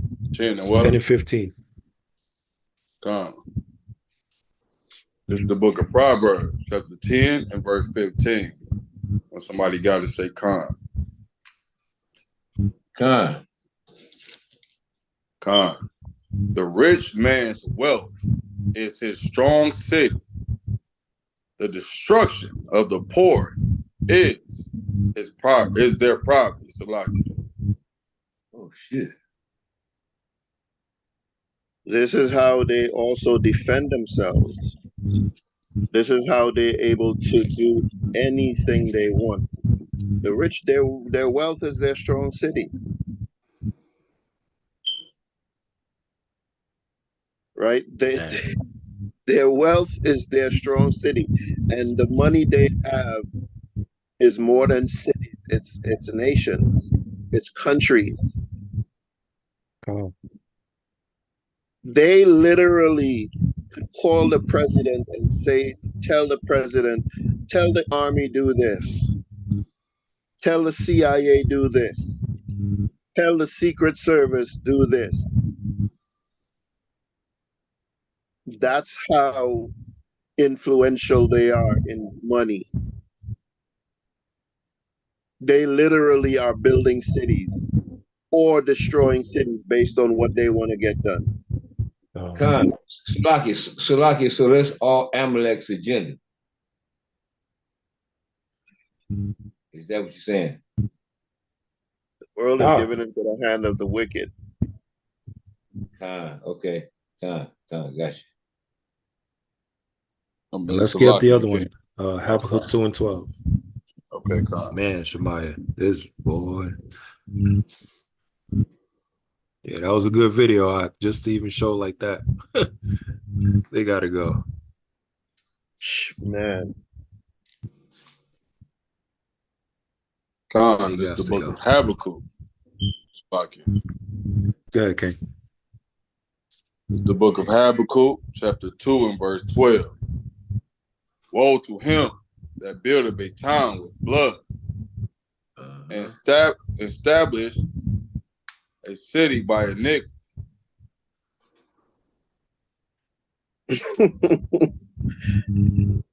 Read that one more time. Verse 12. God. Hey, woe to him that buildeth a town with blood, and establisheth a city by iniquity. There you go. Right? So in the beginning, the brother brought out the Balfour Declaration and how their hands were in it. Right? We see the kind of money that they have. We understand and we know these people are not righteous people.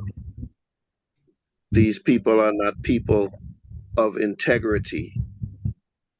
The cities that they build, the wars that they fund, the policies that are in place is building a city with blood. And they establish it with wickedness, with iniquity. This is who these people are, man. Shema Shaka was that? Wicked. Wicked. What verse was that? What verse was that? Habakkuk 2 and 12. Habakkuk 2 and 12. Okay. And Proverbs 10:15. Salakia Kings. That just took my mind so far deep into how much control and power they really do get, down to the little things that they might think little, which is major to us. Imagine them thinking something is little. I mean, Salakia, go ahead, King. Go ahead. Imagine them thinking something as little as paying somebody to kidnap your child, or making a distraction from something major by someone else's death. That's heavy right there, man. That's heavy right there. And that's the type of power that they got to get 1 million kids blew up in the country. Like, these people are sitting back, laughing and rejoicing at these things because it's like a monopoly game to them. They just playing the game. I yield on that. Quick thing, any of y'all seen that TV show Squid Games? No, I haven't seen Remember the last episode? Yeah, the last episode, there's a guy within, I'm not going to spoil it. Y'all got to definitely watch it. There's a guy within the show in one of the games. He shows up in the last episode, and come to find out, he was the owner of the game the whole time, even though he was participating in it. And he was the richest dude and everything. And he wanted to see people suffer and get destroyed. And it was all a game to him. He was the richest man in that time. He could have done anything else with that money. But he wanted to see people suffer and get destroyed. And those that he was aiming target at was the poor. And that TV show is Moab. So imagine Esau. And just to back what Shemaiah was saying earlier, this point right here. Into Israel, building schools, roads, and everything needed to turn that piece of land into a beautiful country. James Rothschild's was even more impressive. They invested millions of dollars into Israel, building schools, roads, and everything needed to turn that piece of land into a beautiful country. James Rothschild single-handedly paid for Israel's Congress building, while Dorothy D. Rothschild paid for Israel's Supreme Court building. However, look at that. Just to back what Shemaiah was saying. Woe to him that buildeth a town with blood and establisheth a city by iniquity. You don't belong in Israel. Khan? Hey, Shalaki King. Yeah, King. Can't make this up, brother. These niggas are wicked, all right? Yo, listen, family. These people understand what the brother was bringing out. These wealthy people don't do nothing righteous. You might hear what the video just said and think, oh, that's a good thing. Right? That they're doing certain things for their purpose. Spending $1 million on a building when you have trillions of dollars. It's like what the scripture talk about. You ain't worrying when a drop falls out of a bucket. Wow. Do you understand the scenario? We just saw a scenario of what $1 trillion look like. If you take that and make it 500 trillion, you're not missing $1 million when it falls out of a bucket. God. You're not missing $1 billion when it fall out of a bucket, King Salaki. Khan, you ain't missing $1 billion when you got $500 trillion.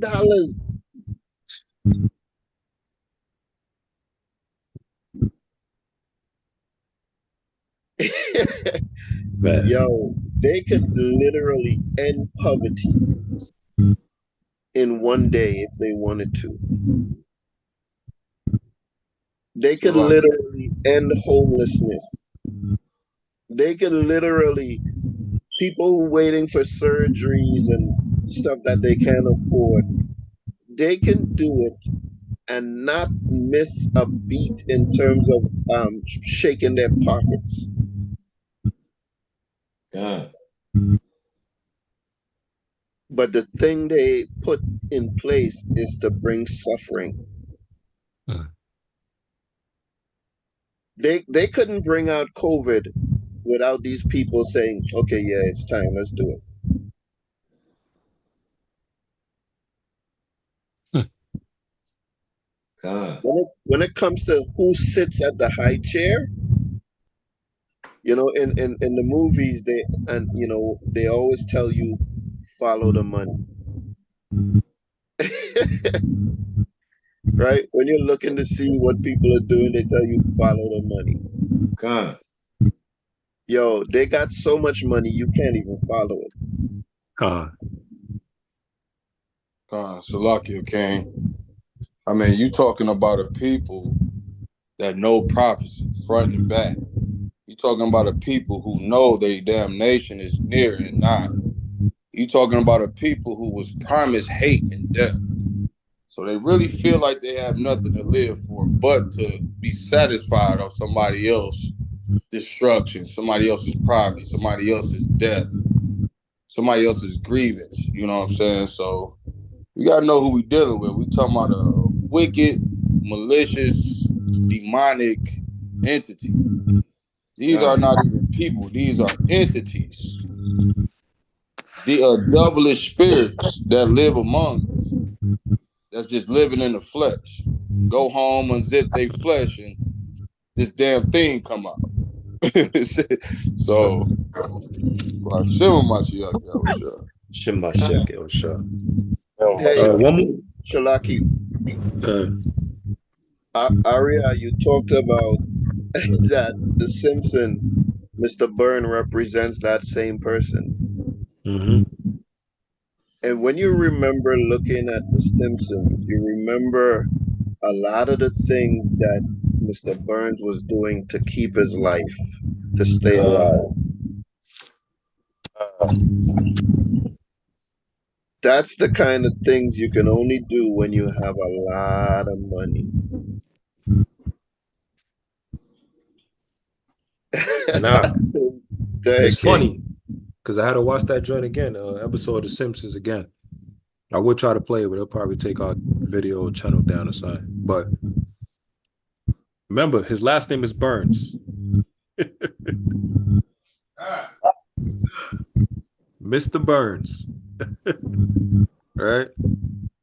They had an episode of him in hell. And they showed a video of him in hell, and he was the king of hell.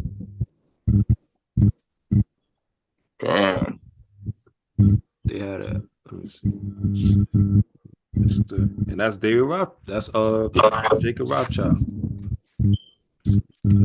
Salakia King. Mr. Byrne died on several occasions and was brought back to life. They showed one episode where he needed an actual blood transfusion. I think they tried to get it from Bart.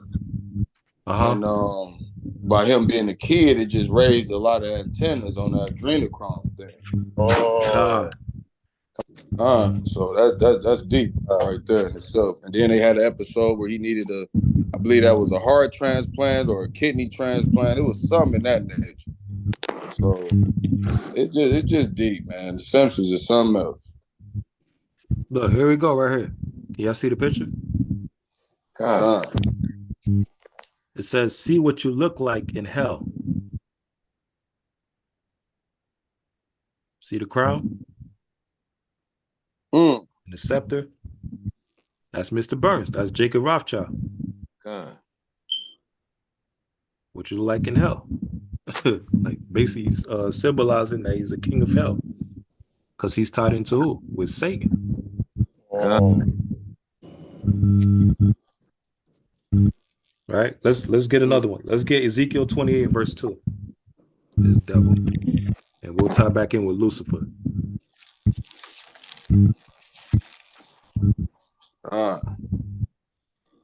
It's the book of Ezekiel, chapter 28 and verse 2. Somebody got it, say Khan.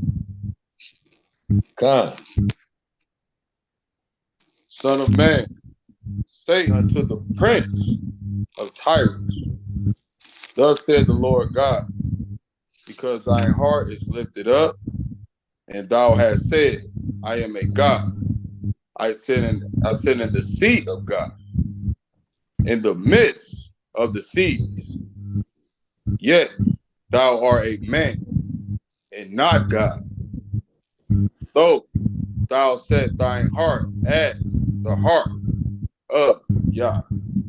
Right. And him setting himself as the heart of God is 100 of those transplants, heart transplants. That man keeps trying to stay alive. And plus his mind. He think he's a god because of his riches. But read on. Verse 3. Behold, thou art wiser than Daniel. There is no secret that they hide from thee. Right? They got the CIA.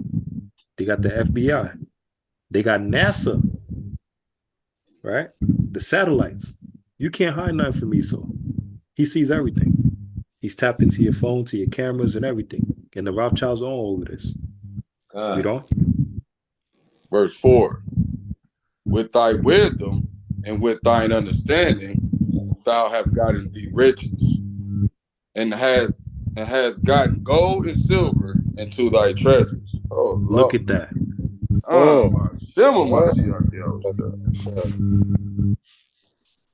Look at this devil. They put it Through in your there. sorcery. It's right there. Through your sorcery, your witchcraft, and you tying into Satan. You worshiping Satan. That's how you get all of this. Your $500 trillion. So like it, King. It say with thy wisdom and understanding. This is why I say you got a people who study front and back on their destruction and their demise. So they had no choice but to be of wise of the world. Hey, man, that's deep right there, man. And we was already wise of the world. They just brought us down to a lower state. And try to take our place. That's wild right there, man. I yield on that, King. Now look. Remember I told you earlier about these devils, right?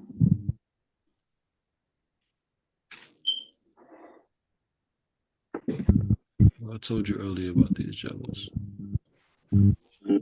Where are they at? We're gonna hunt these devils down. Here we go. What do the screen says?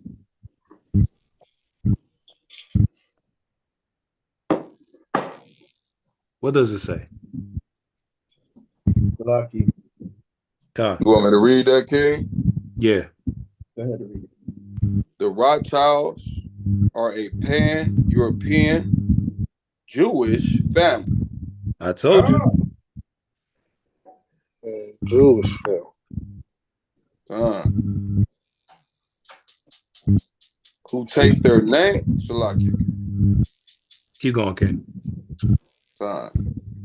Who take their name from the house of their 16th century ancestors.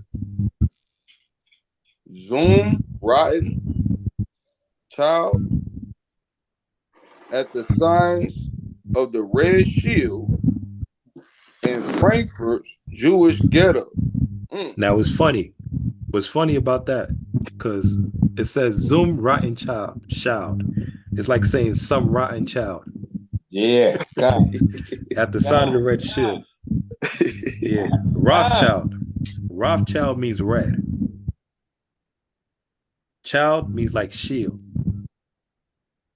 So it's a play of words. You're basically saying the red child. Now who's the red child? Genesis 25:25. First came out red. So they know what they're doing. But instead of them putting Esau, what is this guy named? Jacob Rothschild.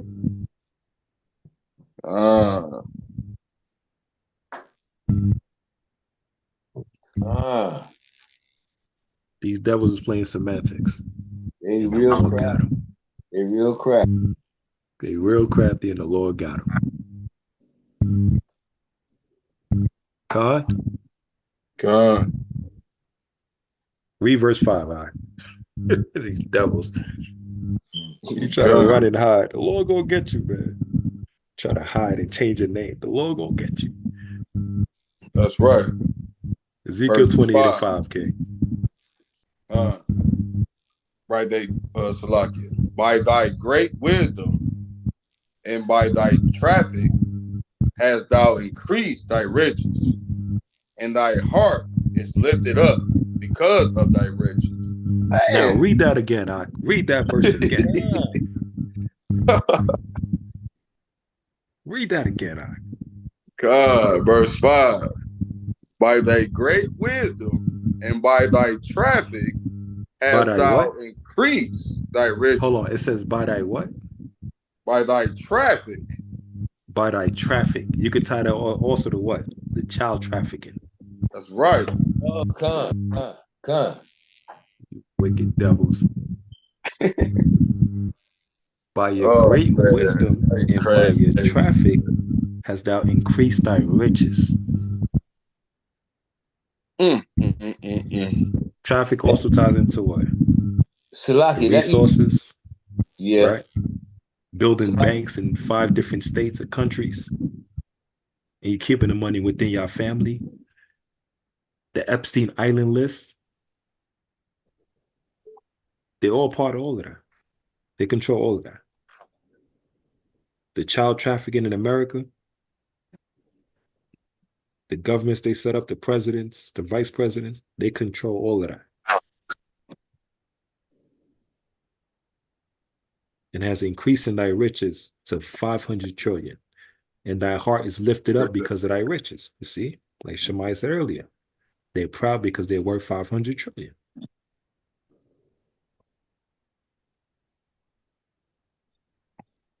They can do whatever they want. But the Lord already set it up for them on the left-hand side. Somebody said Slakia?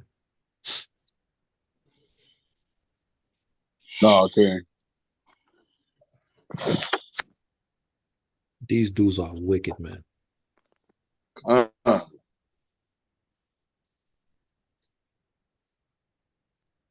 Now remember, from there, where he at? This bastard. They was saying that's Lucifer, right? God. While other networks lie to you about what's happening now, InfoWars tells you the truth about what's happening next. Visit it. Early to bed. The link today. Those are French Rothschilds on screen right there in the 60s. Baron of Rothschild, his own seat in the royal house. The 4th Baron of the Rothschild. Look at their parties.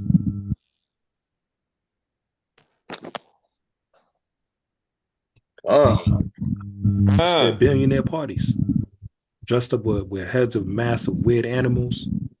That's part of their sacrificial parties. Blood sacrifice. They put it in that movie. Damn, I forgot that. I remember it. I forgot. But in association with his death, keeps that rolling. Child. The creators have even admitted that. And he looks in the mirror and he's like a king in hell. So I guess that's the joke, is it's better to reign in hell than serve in heaven, but you really don't reign in hell, do you? Yeah, let me see something. Actually, the 4th Barons and the big banksters who are basically anybody who's anybody in the New World Order. Here he is talking to the head of the Rothschild dynasty. Mr. Rothschild. Oh, here we go. Just the like picture 300 plus of them. Trying to get Luke on the next few days. In front of Henry Kissinger a whole bunch of times. He's in front of basically anybody who's anybody in the New World Order. Yeah, mind the background. They sick as hell. That's quite the post-mortem quite the public obituary. Lord. So they talking about the Rothschild, and they said it was a painting of him in front of the demons and Lucifer summoning them, right? Let's get Isaiah 14. And let's get verse 12. It's the book of Isaiah, chapter 14 and verse 12. Somebody got to say, Con. How art thou fallen from heaven, O Lucifer, son of the morning? How art thou cut down to the ground, which didst waken the nation? You see? It said Lucifer, son of the morning. And it also ties in with the Illuminati. They say they present the light. But what is the light? It's revelation. It's revealing. They're cut to the ground. This man got cut to the ground. The Lord got him up out of here. And it says that weaken the nations with their money, the banking families. Right, read on. Verse 13. For thou hast said in thine heart, I will ascend into heaven. I will exalt my throne above the stars of God. I will sit also upon the mount of the congregations in the sides of the north. You see? And who's the mount of the congregation the sides of the north? Remember, he's in Europe, right? But also North America. Because of the bulk of the Israelites is where? In North America. That's right. Right? Now we know they're scattered all throughout the earth. But we're talking about the main action is happening in North America. Okay, this place is called Egypt. Go ahead, King. Verse 14. Zephaniah, I'll mute you because you have a noise coming from your phone. Right? If you're not saying anything, just keep your mic muted. If you need to say something, just say Shalaki. When the brother responds, and he starts speaking. Right now, there's a noise coming from your phone. Shalaki, okay, Shalaki. Shalaki, my apology, my apology. No problem. Go ahead. The water. Right? Read verse 15, Ak. Verse 15. Yet thou shalt be brought down to hell, to the sides of the pit. To the what? To the sides of the pit. And that's why they got a video of Mr. Burns in hell. That's why they got Mr. Rothschild in hell.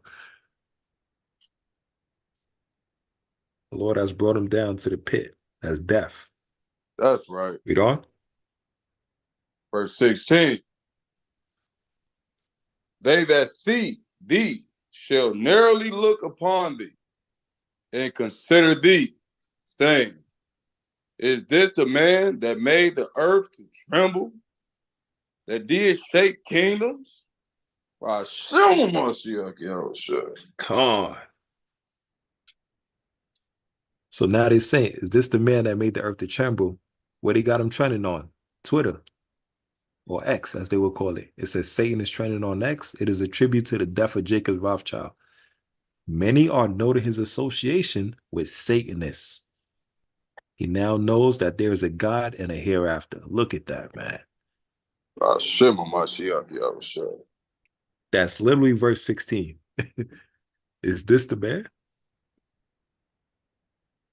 that made the earth to tremble and shake? How do he make the earth to tremble and shake? By financing these countries for war. And they created nuclear bombs. These are the puppet masters behind these wars. Khan? That Salakia King. That just made me image a little white roach coming out the corner of a wall or something. Oh. Man. Shema Shekel. All right, read on. Verse 17. That made the world as a wilderness, and destroyeth the cities thereof, that open not the houses of his prisoners.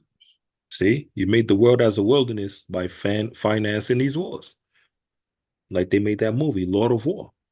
The man that came in and was selling people weapons and guns and nukes and bombs and missiles to keep this war going. So what happens? He profit from it. Then he become a millionaire to a billionaire to a trillionaire. Now he's worth 500 trillion. That whole family is wicked. All right. Read on. Verse 18. All the kings of the nations, even all of them, lie in the glory, every one in his own house. Now speaking about all the nations going back to their own land. Right? But what's funny, if y'all read the book of Esther, even the king Ahasuerus said Esau is wicked as hell. Ahasuerus, which is a heathen, said Haman is wicked as hell.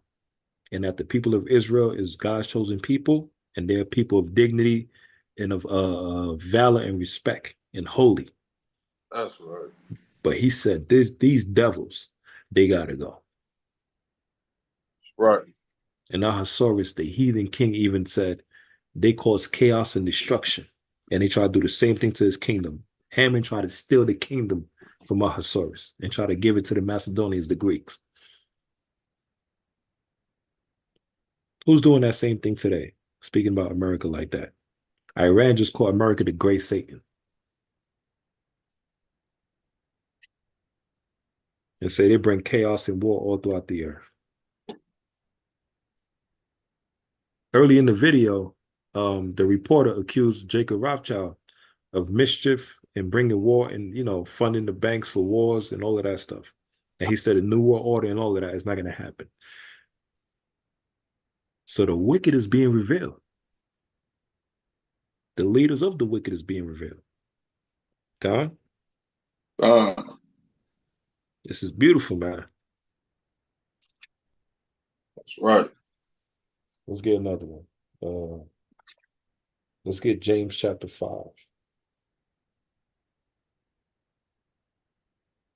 In verse 1.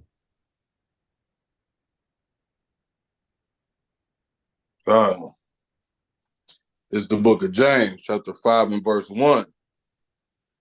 Go to now, yea, rich man, weep and howl for your misery that shall come upon you. Weep and howl for your miseries that's coming upon you. Right, you rich devils. Evelyn Rothschild, the Lord got up out of here. Queen Elizabeth, the Lord got up out of here. Henry Kissinger, the Lord got up out of here. The owner of Cash App, the Lord got up out of here.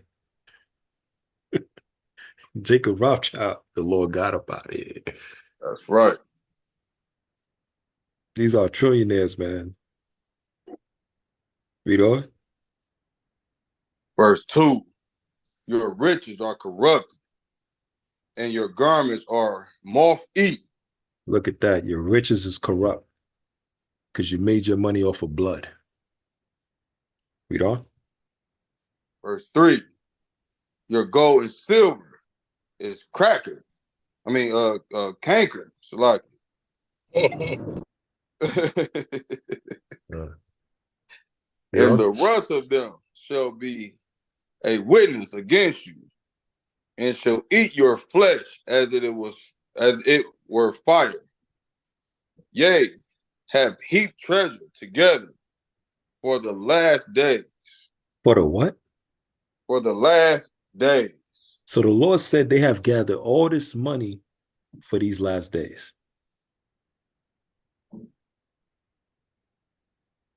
They thought it was for them, but guess who the money is going to go to? Israel. Hashem Mashiach Salaki. Hashem Mashiach Yahushua. They gathered all these riches, and they thought they was going to keep it. And guess who's going to end up in whose hand? In the hands of Israel. That's right. This is gonna end up in our hands. That's right. And this ain't gonna be nothing when Yahushua come. Because even Moses seen the riches of the kingdom, and he left the riches of Egypt for the riches of the kingdom.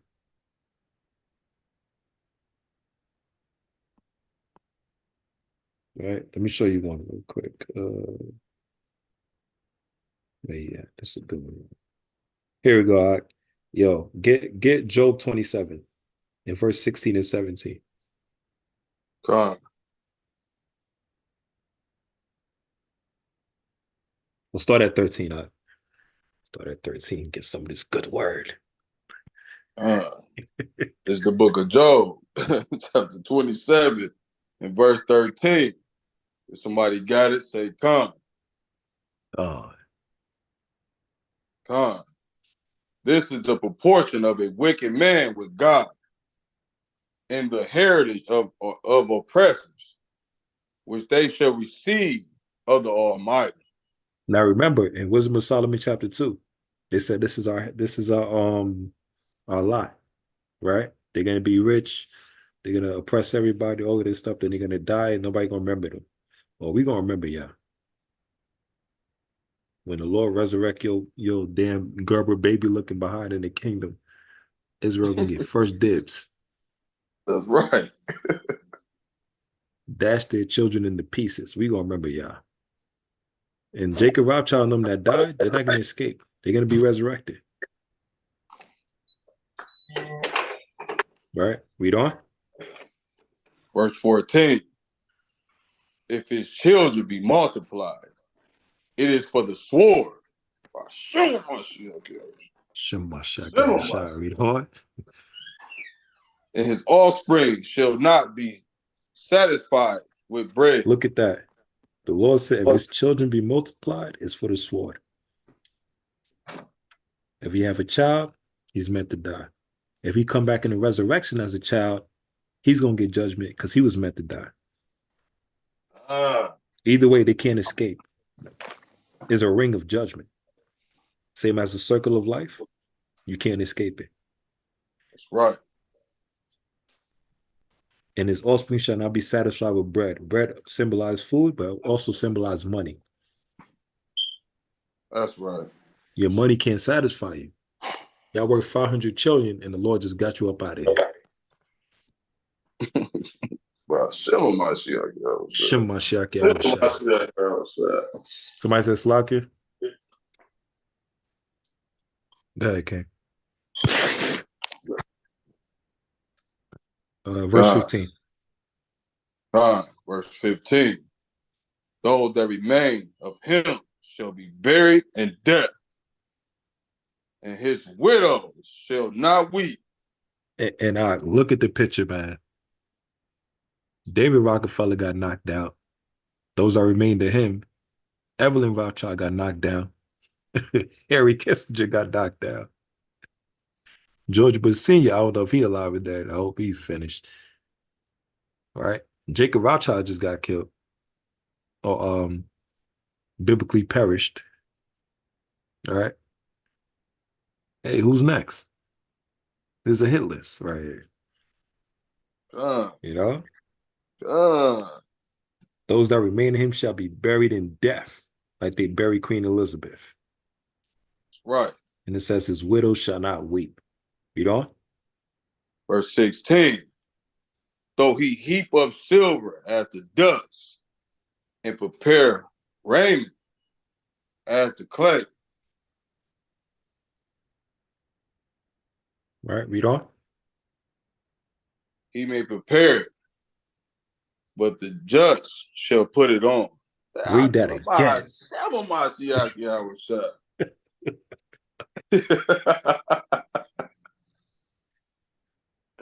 That man preparing the riches, he's gathering the money and all of this stuff, but it's not for them. It's not for the wicked. It was always set up for the righteous. That just touched my soul. God. Hey, what happened to Mordecai? Hey, God. Haman told the king, prepare the gallows. Right? Ahasuerus asked him, what should I do to this man? He said, hey, prepare the gallows. Make sure you prepare the finest of clothing, the finest of horses and food and feast and everything. And you make sure this man wear it. Wear the garments and everything. Be raised up as the second of the king, or the right hand of the king. He thought I was for him. The whole time the king said, okay, take everything you just said and put it on Mordecai. That's So right. Go ahead, sis. I taught a class Saturday on because I have an article that I wrote about Purim, and I brought out how you got to see the sense of humor that God had. The very day that Haman goes to the king with the plan of killing Mordecai on the 75-foot gallows. 75,000. That night, the king can't just happen. He can't sleep, and he's reading his chronicles, trying to get bored to sleep, and he sees that he didn't honor Mordecai. So that same man that you wanted to go and hang, now you and your pride thinking that, oh, he's trying to honor me, so I want this and that and this, all this stuff we've seen and heard by everybody. This is the same man that you want to hang. Now you got to go and honor him in front of everybody. God has a sense of humor. God. And then the same gallows that you set up for him, that you made sure it said it was 50 cubits high. Well, a cubit is like 1.5 feet, so that's 75 feet high. You set that so tall because you wanted everybody in Shushan to see him die, right? Now everyone in Shushan not only sees you die, but your 10 sons with you. God has a sense of freaking humor. And it says, that's Proverbs 27, Slack Job 27 and 13 and 14 and 15. This is the portion of a wicked man. If his children be multiplied, it's for the sword. That's right. Now, also, what happens is, we was reading that story as well. It was 75 feet, right? When Ahasuerus gave the nation of Israel the go-ahead to get their get back on other nations, guess how many people they killed? 75,000. God. Right? For their get back. 75,000. So remember, this also ties in what happened to Haman to what? Romans. The Lord said in Romans 9 that Pharaoh, he raised Pharaoh up so he could bring him down and exalt his power. That's right. Right? Haman in his mind tried to raise Mordecai up to be embarrassed and be used as a sign. Right? And as an example, same as Nicanor tried to do the same thing to Judas. And it reversed on both of them. So now, Nicanor had in hands is at the top of the temple, and people seen as an example to not mess with the Jews. Haman body swinging on the top of the gallows, and it's seen as a message to the people, don't mess with the Jews. Even Haman's wife, she didn't know Mordecai was a Jew until her husband told her. And then she said, oh, snap. Do you know who you messing with? If they're really the Jews, you finished. God. What is starting to happen now? As the children of Israel repent, finally keep the laws of God, and apply and come back to the laws and the feast days of the Most High, we're starting to reveal to the world that we're the Jews, and who's starting to be exposed? Amalek. All because we keep the laws of God. What happened in the story of Esther? They said, let's fast and let's pray for 3 days. Pray to the Lord to save us. They did what the Lord required them, and the Most High answered their prayer. That's what we as a people got to understand. The Lord is waiting for us to get things right. That's right. God. Now, Psalm 7 and 15.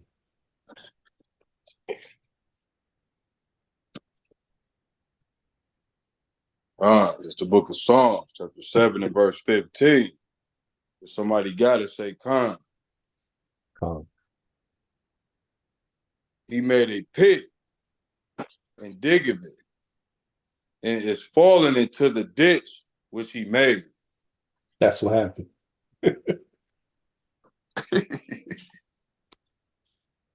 Haman made a trap for Mordecai.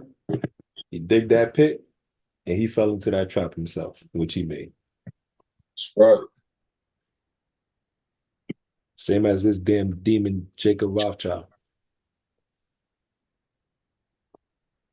Right? Talk about the Illuminati, Lucifer, and all of this stuff. But let's go back to James, Zach. Slakia, let's go back to Job 27 and verse 17. God. Book of Job, chapter 27 and verse 17.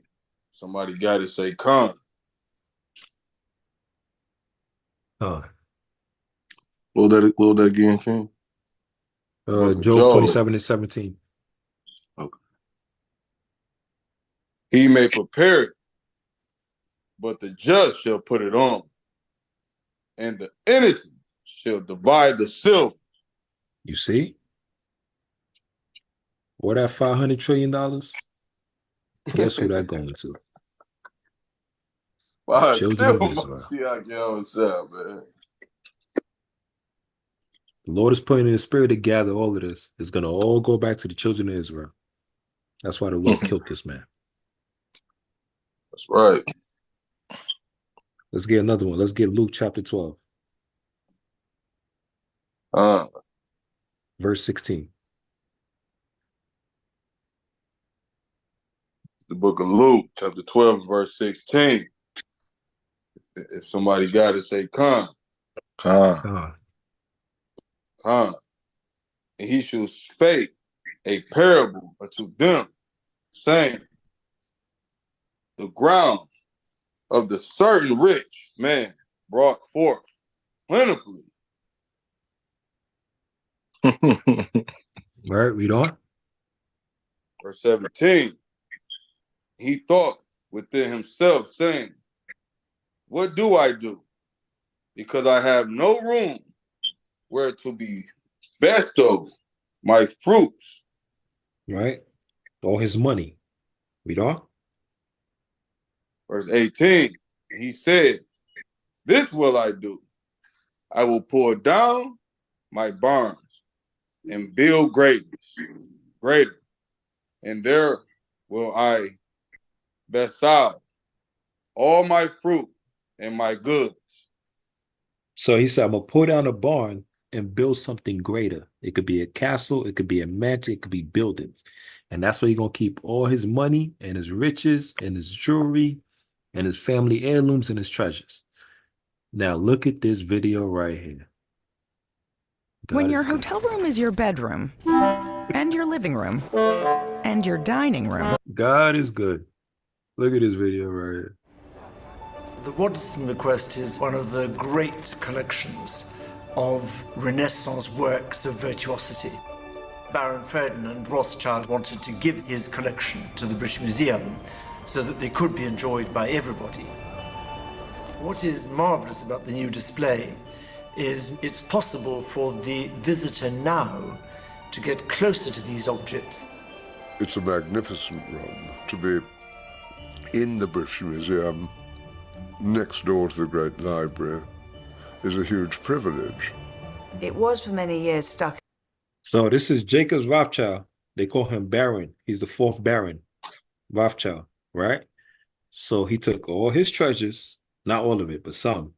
And where did he put it at? The British Museum. God? Then he said, this will I do. I will pull down my barns and build greater, and there will I bestow all my fruits and my goods. Where he put his goods at? In the British Museum. You can't make this up. All right? Now watch this. Devil. In a slightly dusty kind of corner.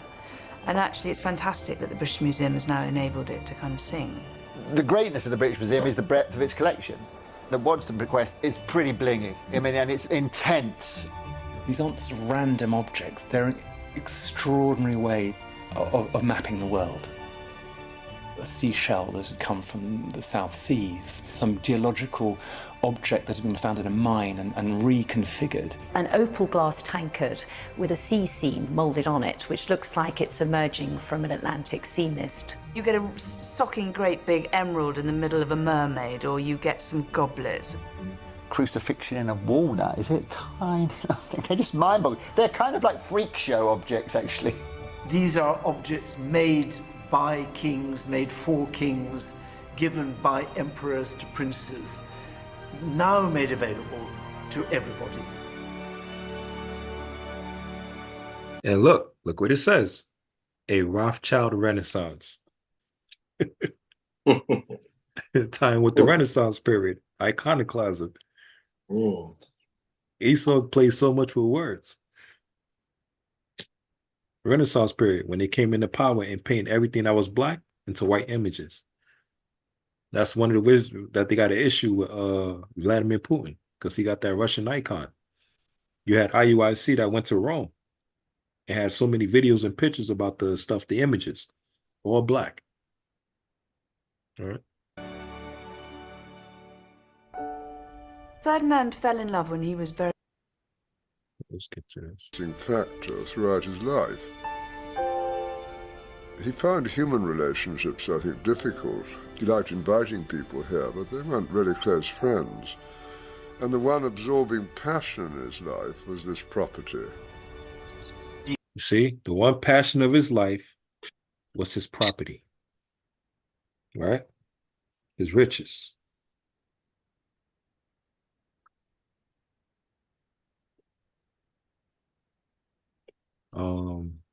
The great Rothschild. Here we go. Just slow down. In the digital age, the thing is still the thing. And you can make pilgrimage and be in its presence and see it sparkles in your eye and not in the camera's eye. And that is something precious. All jewelries worth millions, billions.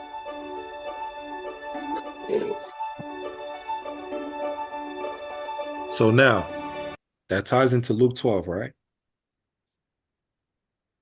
He said he stored his goods, items, all in the museum, right? Now, Ak, read verse 19.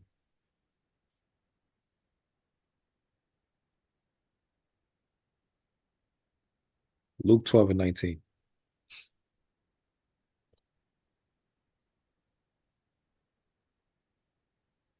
Bring it on when you got it, King.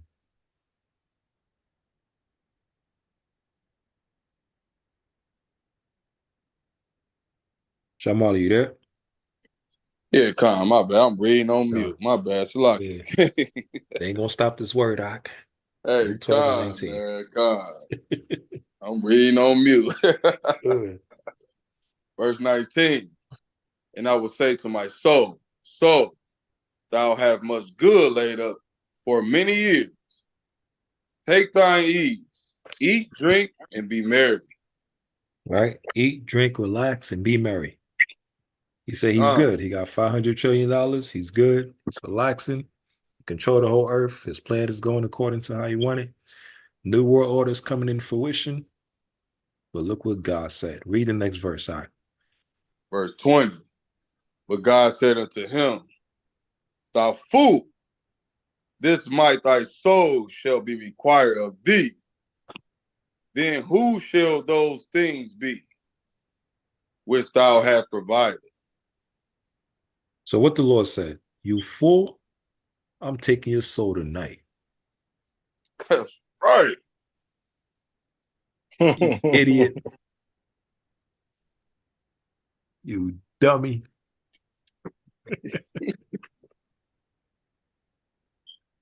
Is it you dummy? Let me see. Oh yeah, go back You to it. damn dummy. You damn dummy. Right? There you go. Jacob Rothschild, banker who broke from his favorite family, dies at 87.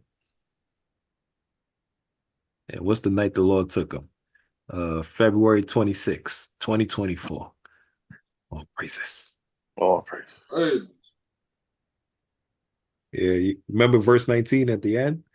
It said, take thine ease, eat, drink, and be merry. Right? Well, you don't need the Ghost of Christmas Past for this one. Going to captivity, buddy boy. That's right. You don't need the Ghost of Christmas Past. Lord made your ass give up the ghost. Hey, Shalaki King. Good. Psalm 49. Huh?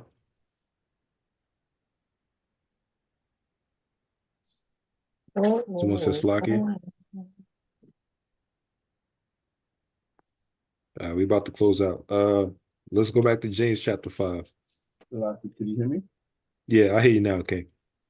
I was asking for Psalms 49. Oh, Psalms 49? Oh, yeah. You brought that out already? Nah, not yet, not yet. Okay, sorry. Yeah, that's a great one, all right. The inward thoughts. Let's get Psalms 49, all right. And verse 10. It's the book of Psalms, chapter 49 and verse 10. If somebody got it, say, come. Bring it out, Shalaki King. No, start from verse 6. Really, the whole Psalm 49, but right. Since the time, let's start from verse 6. Con. Couldn't hear him, King. What did he say? He said start at verse 6. Let's get some meat in that bone, man. Let's right. see for this Jacob Rothschild, Esau Rothschild. That's right. Anybody got verse 6? Say con. Con. They that trusted in their wealth and boast themselves in the multitude of their riches. Verse 7. None of them can by any means redeem his brother, nor give to God a ransom for him. Salaki. Verse 8. For the redemption of their soul is precious, and is seasoned forever. Verse 9. That he should still live forever and not see corruption. Verse 10. For he seeth that wise man die. Salaki, let me read that again. Salaki. For he seeth that wise man die. Likewise, the fool of the British person perish, or the British, and leave their wealth to another. That's he.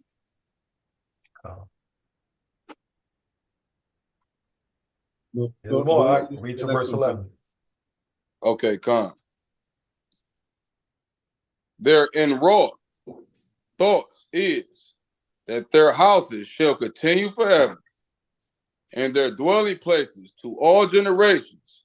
They call their lands after their own name. So first he trusted his riches. He thought the money was going to save him. Right? The Lord said the money that he had, he's not going to leave to nobody. Same as with his death. And then he said the houses shall continue forever. That's what they think. And they named the lands after their own name. But you know what's very funny? There's an eclipse that's coming. And it says the solar eclipse, the way that is angled, the eclipse is basically tying in through all the lands of Nineveh and America. Yeah, the article said the eclipse is gonna tie through like a line that's crossing through like 7 to 8 cities that's all called Nineveh in America. Someone says luck. Yeah, Khan. By the brothers, do we mean like prideful? Brutish, like an animal, Oh yeah, beast. brutish. Still like it. Still like it. God. Yeah, like an animal, beast.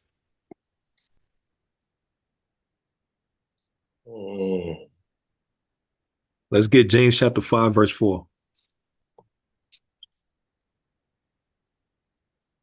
We're gonna have 2 more precepts and we'll close out.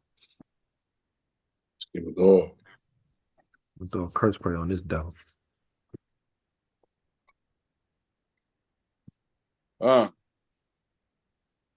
It's the book of James, chapter 5 and verse 4. Somebody got to say, "Come."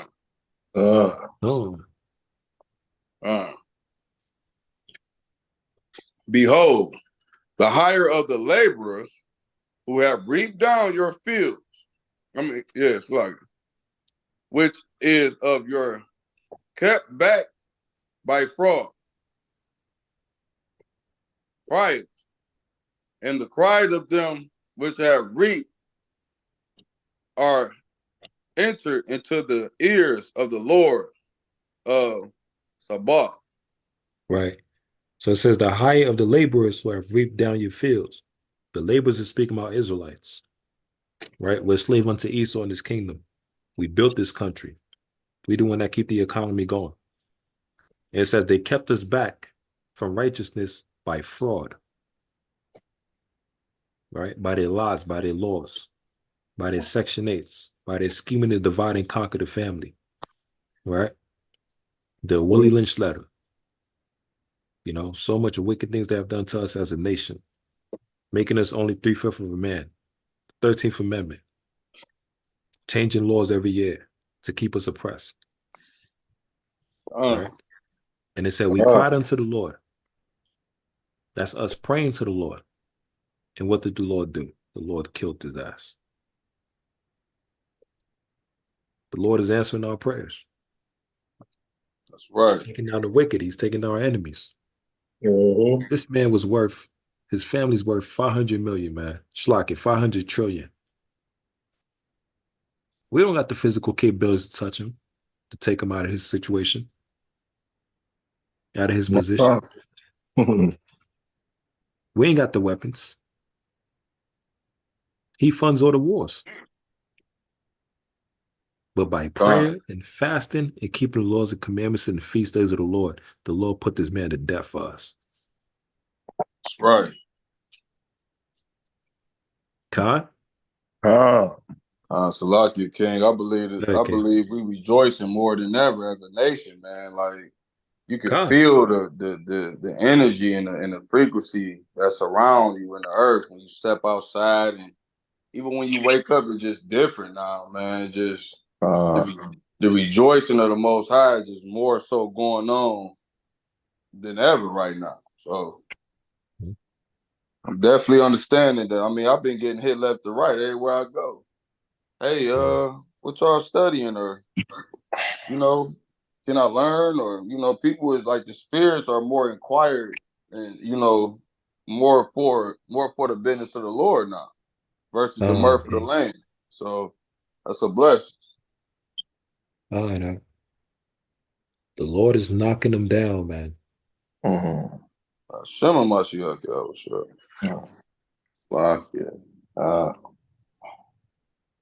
That's what you gotta understand. This is a big piece to a puzzle in the army of Satan. This dude right here. In the army of Satan. Where they tie in with Lucifer. Brought thee down to the ground. All right. Slack it. Let's get 2nd Ledger chapter 3. In verse 33. Book of 2nd Ezra, chapter 3 and verse 33. If somebody got to say, "Come." And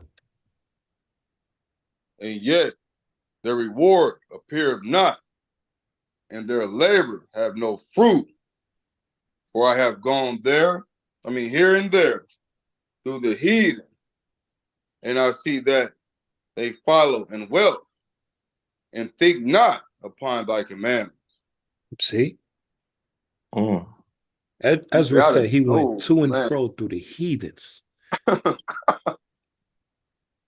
All these other nations living it up, enjoying their life. These Edomites is worth $500 trillion. And they're flowing in wealth. Mayor Rothschild and his 5 sons had them all split up all throughout the part of Europe. Have their own banks, own traditions, own family and riches and everything. And they kept the line going. They're flowing in wealth from war. And they don't keep the commandments. This is what Ezra said.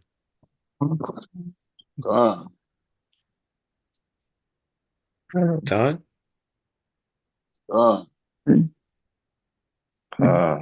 Read verse 36. Verse 36.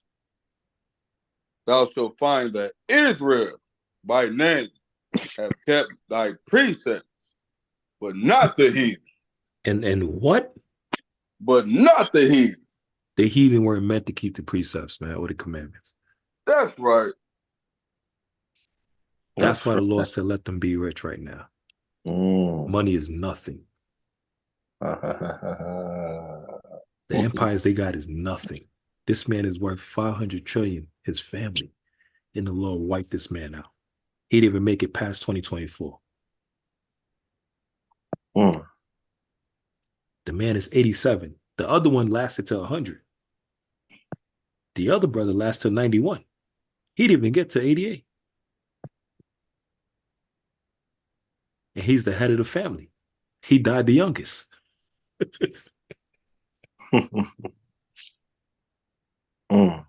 Read Wisdom of Solomon chapter 2. All right. Oh boy, verse 12. I'll mark this in my calendar. Every heathen day they die, I'm going to celebrate that. I don't give a damn. Feast day.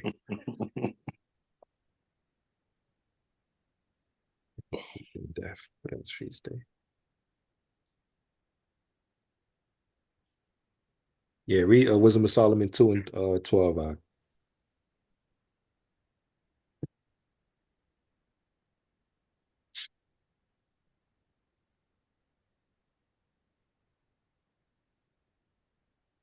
I think you're on mute.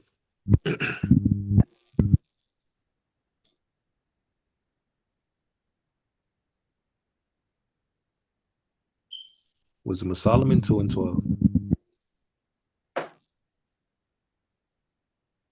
I think he got kicked out. All right. Wisdom of Solomon chapter 2 verse 12. It says, this speak about Amalek. This is what Amalek is saying about Israel.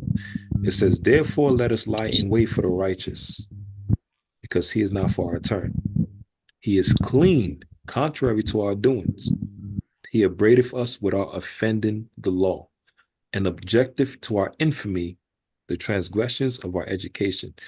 So this is basically Amalek waiting for the Israelites to show up and manifest, because he know we're supposed to go against him. Right? This is the hero versus the villain. We're the heroes in the story, and Esau, Amalek is the villain. And he know when we show up, our weapons of our warfare is not physical, it's spiritual. Because this is how Amalek combat with things. His spiritual weapon is Satan. Right? Ours is Yahweh Shemel Shah. So he understands that. And light always goes against darkness, and light always overcome darkness. Right? So it says, let us lie in wait for the righteous, that's Israelites, because he is not for our turn, he is clean contrary to our doings. Will make us clean, keeping the laws and the commandments of God.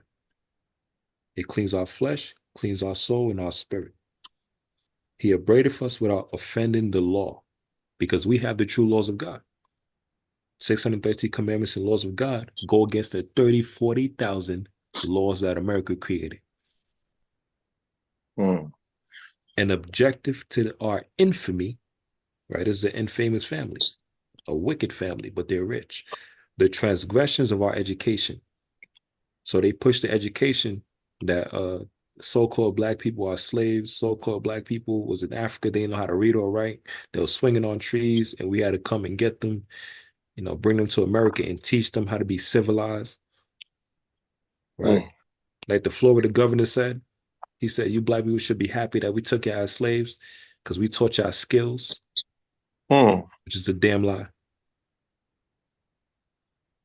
When in the book of Babylon and Timbuktu, we were the kings, we were the princes, we were the language interpreters, we were the jewelry makers, we were the blacksmiths, we were the gardeners, we were the masons, we created everything. But they don't put that in their books. It says, he professeth to have the knowledge of God, and he calleth himself the child of God. This is what Amalek is saying about us. They know that we know we're the Israelites, and that we know that they're the damn devil. And he calleth himself the child of God. And we profess that we are the children of Yahweh Shem Yahushua. They know that. And we know, Revelations 2 and 9, that they are the children of Satan. They know that. Now look what it says. He was made to reprove our thoughts. Reprove, that means to correct. Right? Examine. Like these damn devils. Drinking blood. Molesting little children. The sorcery, the witchcraft that they partake in. The trillions of dollars that they own, they don't want to help nobody. But they're supposed to be rulers of the earth. But they're causing war and chaos. And we're against that. Right? Verse 15. He is grievous unto us even to behold. See, that's them. They look at us and they sick when they see us. They hate everything about us. They hate us keeping the laws of God. They hate us keeping the feast days. They hate how we look, how we dress. They hate everything about us. For his life is not like other men's. His ways are of another fashion. What is that talking about? We don't follow the ways of the LGBT. Right? We keep the Sabbath. We don't eat pork, shrimp, crab, and lobster, and catfish, and all different type of abominations. We're a clean people. Where people respect and dignity and order. And Amalek hates that because he's used to chaos. Right? We are esteemed of him as counterfeits. He abstaineth from our ways as from filthiness. He pronounceth the end of the just to be blessed, and then maketh his boast that God is his father. That's speaking about Israel, man. Shalakia King. As soon as I was Okay. done with the last verse, my phone died. God. Okay, we was talking about verse 16. Wisdom of Solomon 2 and 16. Say Wisdom of Solomon? Yeah, 2 and 16. God, Speaking about Esau, Amalek, especially the Rothschilds, the Illuminati. You know, they know that the Israelites, when we came back to our understanding of who we are, started teaching the highways and byways, they were furious. They were furious. Because they spent trillions of dollars to hide the information and knowledge and wisdom of who we truly are. And Elder Zabak told us that. Elder Zabak and Elder Torah. They said they had one camp with the one west. I think it was in Times Square or something. And a fake Jewish man, Amalek, pulled up out of the car and he kept asking them, how the hell y'all get this information? How did y'all find out? That's what he kept telling them. How did y'all find out? Who told y'all? How did y'all find out? And then one of the elders said, God gave us this secret. God showed us who we were. And Amalek was furious.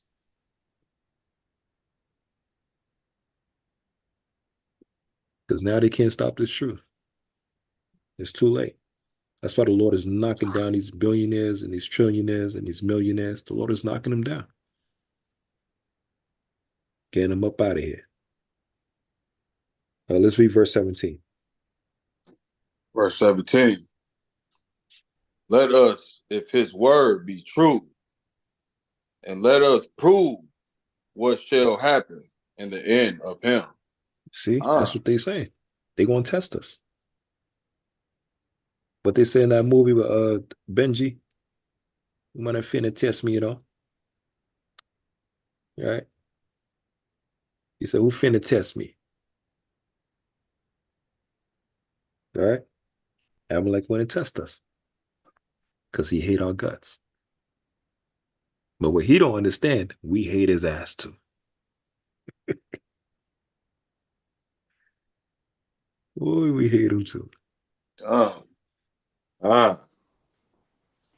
they talk about King David and you know, they the real Jews. If you the real Jews, where's King David? Then the Lord say we'll raise up King David, bring him back to the land. That's why famous Richard from Chi-Town is on their neck right now. He said, where's your Bible at? You got your Bible? They ain't the real Jews. The real Jews are black. He said on King David. God is on their neck right now, man. Satanists. Yeah. Right, read on. Verse 18. For if the just man be the son of God, he will help him and deliver him from the hands of his enemies. Hey, didn't that man that was on the cross with Yahweh Shai say the same thing? If you the son of God, deliver us. In mockery. But read verse 21 now. Verse 21. Such things they did imagine and were deceived, for their own wickedness have blinded them. Right. What blinded them? What didn't they understand? Read verse 22 and 23. Verse 22. As for the mysteries of God, they knew them not, neither.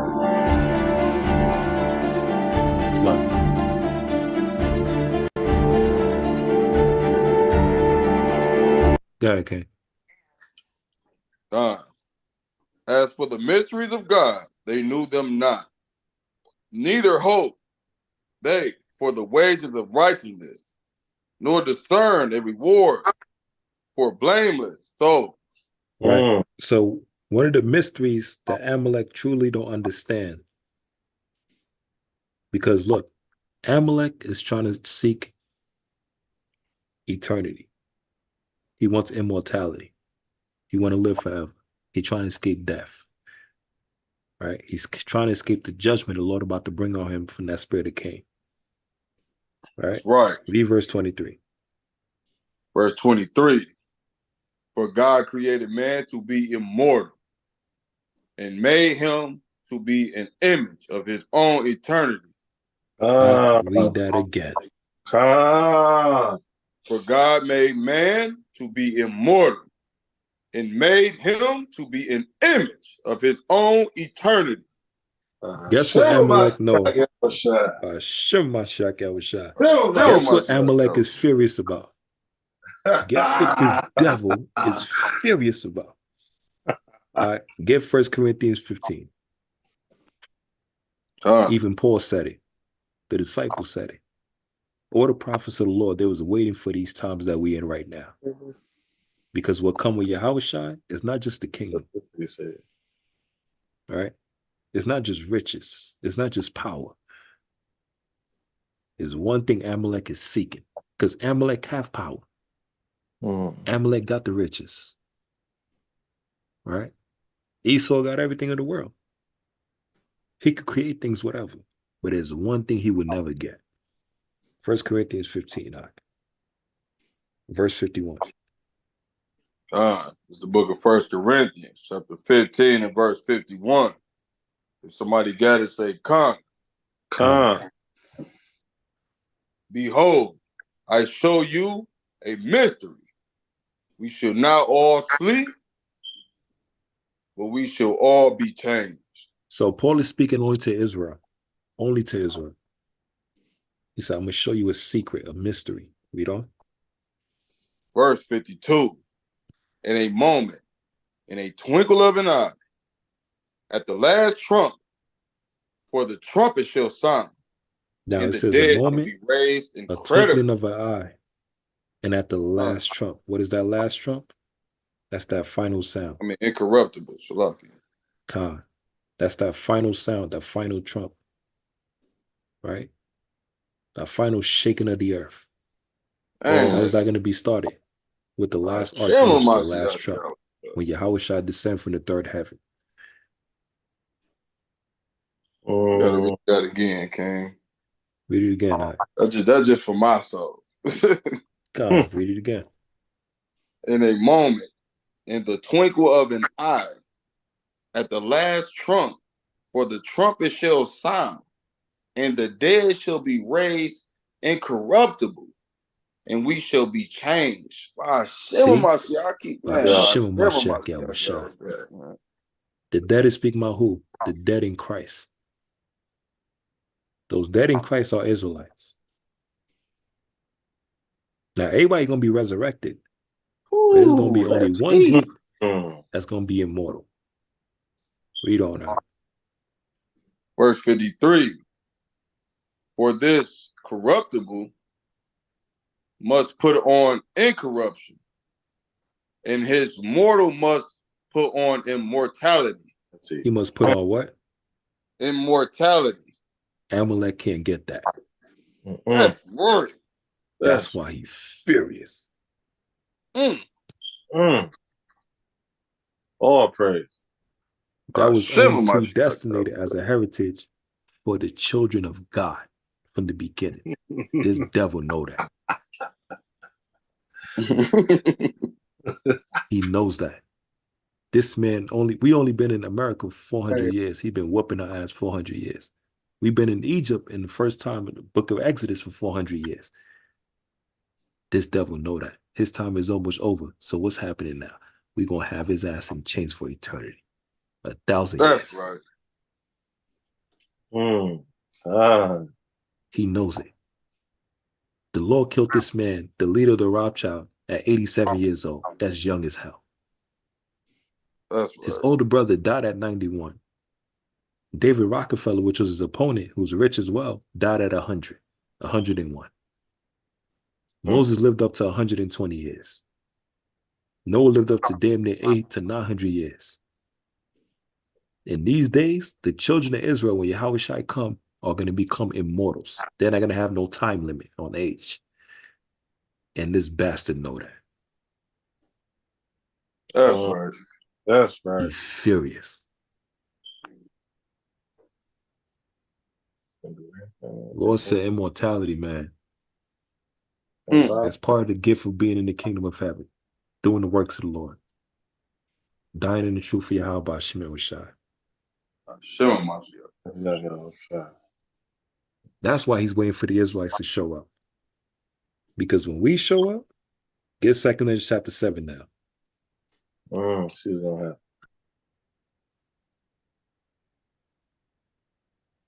gonna happen. In verse 42.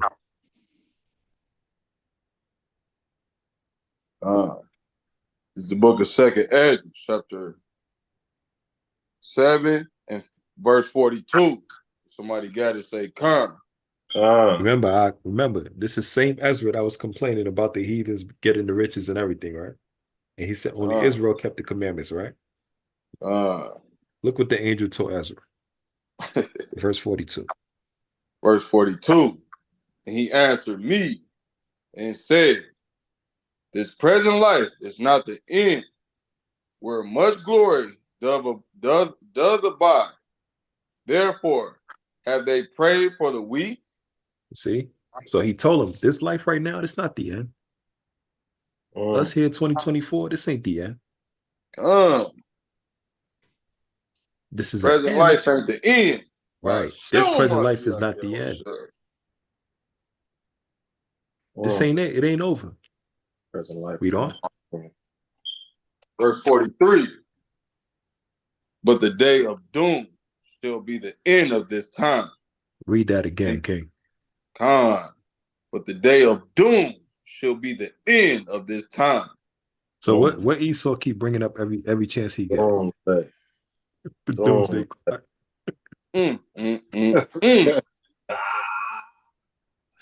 What it says, 90 seconds to midnight on the doomsday clock. Your time is up, man.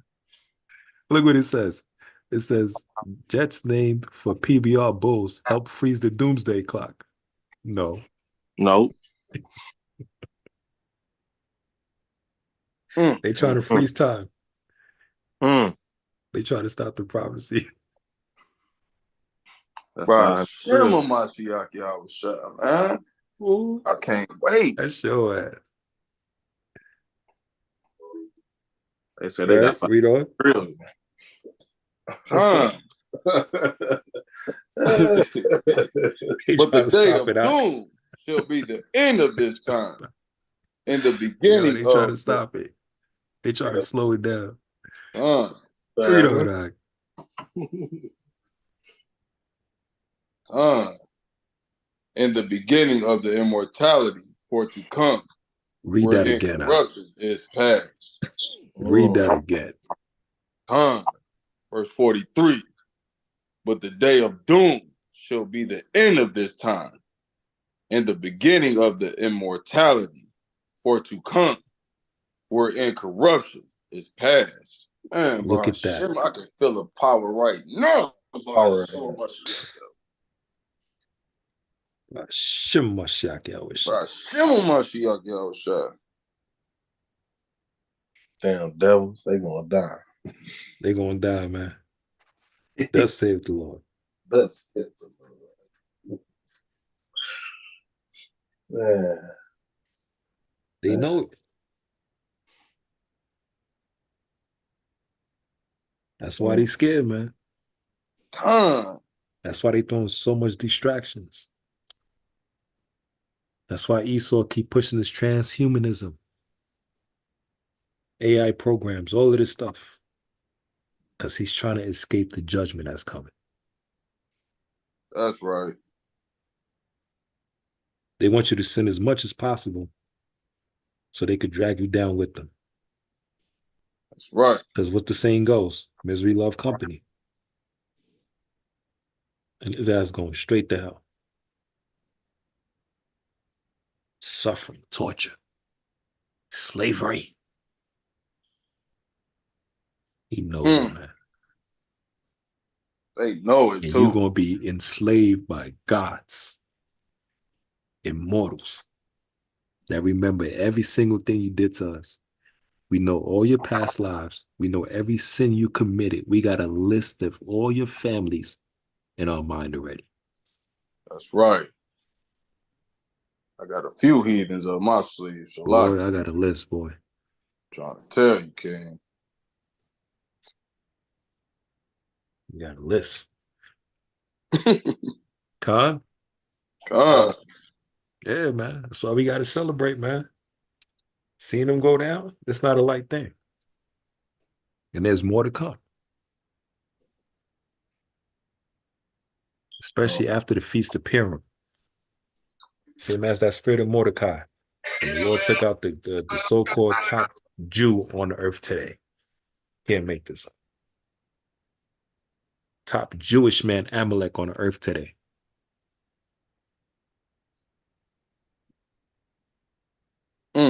This is heat, man. You know? It's beautiful, man. Beautiful. I just can't stop reading. Yeah.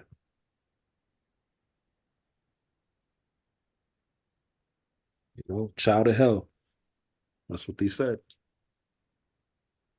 Well, you about to meet your maker.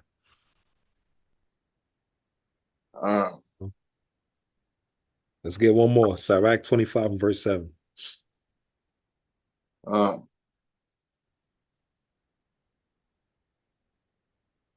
That's what Esau and Amalek want, man. They want immortality. They can't get it. It's the book of Sirach, chapter 25 and verse 25 7. verse 7. Somebody got to say Khan. Khan. Khan. There be 9 things which I have judged in my heart to be happy. And the 10th I will utter with my tongue. A man that has joy of his children, and he that liveth to see the fall of his enemies. Look at that. Shim Shah, man. Oh, I can't wait. Khan. Look at this. Oh, it is devil. Praise.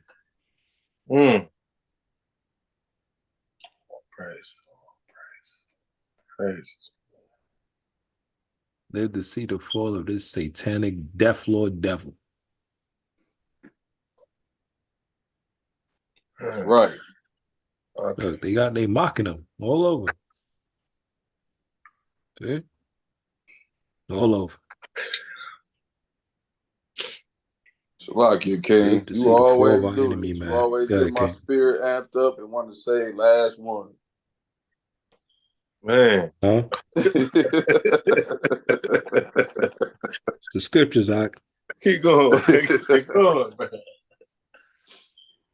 It's the scriptures.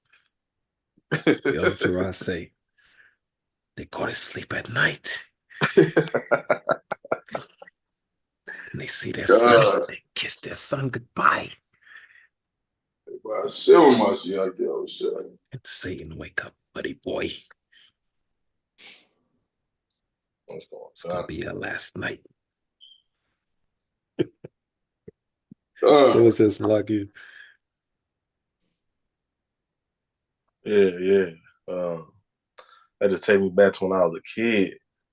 You know, I was poor. We was real poor as a kid. And I know that white man had all the power. But when we used to thunder, we used to have like severe thunderstorms, heavy snowstorms. I used to rejoice as a kid. Like, man, they can't do nothing. They can't do nothing to stop that, you know.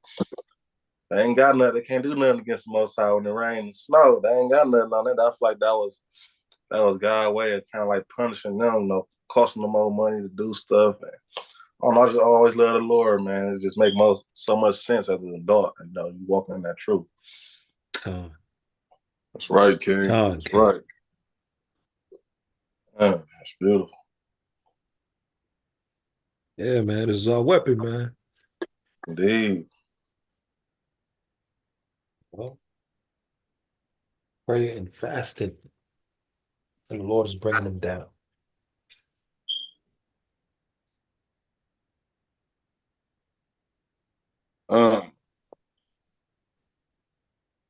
Never forget that, family. Most High is fighting our battles right now as we speak. That's right. Literally.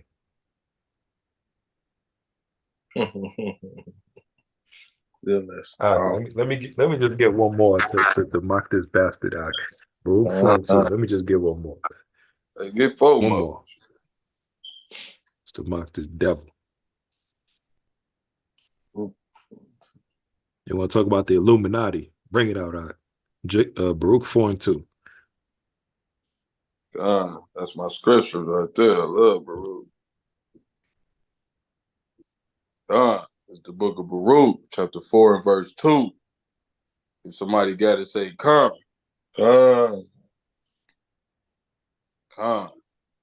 Turn thee, O Jacob, and take hold of it. Walk in the presence of the light thereof, that thou mayest be illuminated. Maybe what? The real Illuminati.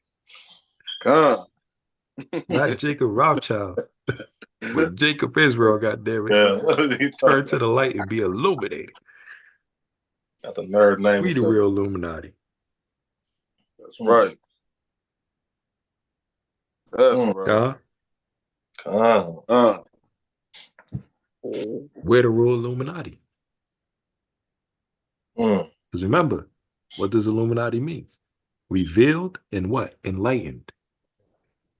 Right. Who has to really be revealed? We always say is the devil is Esau. But what about the hidden ones? Who are the hidden ones? Is us. That's right. Who hit us? The whole earth. What's happening now? We're being revealed in the last days are the real people of God, the sons of God. Bring Who's it the up. enlightened one? The one that have the knowledge of wisdom, understanding of the scriptures is us.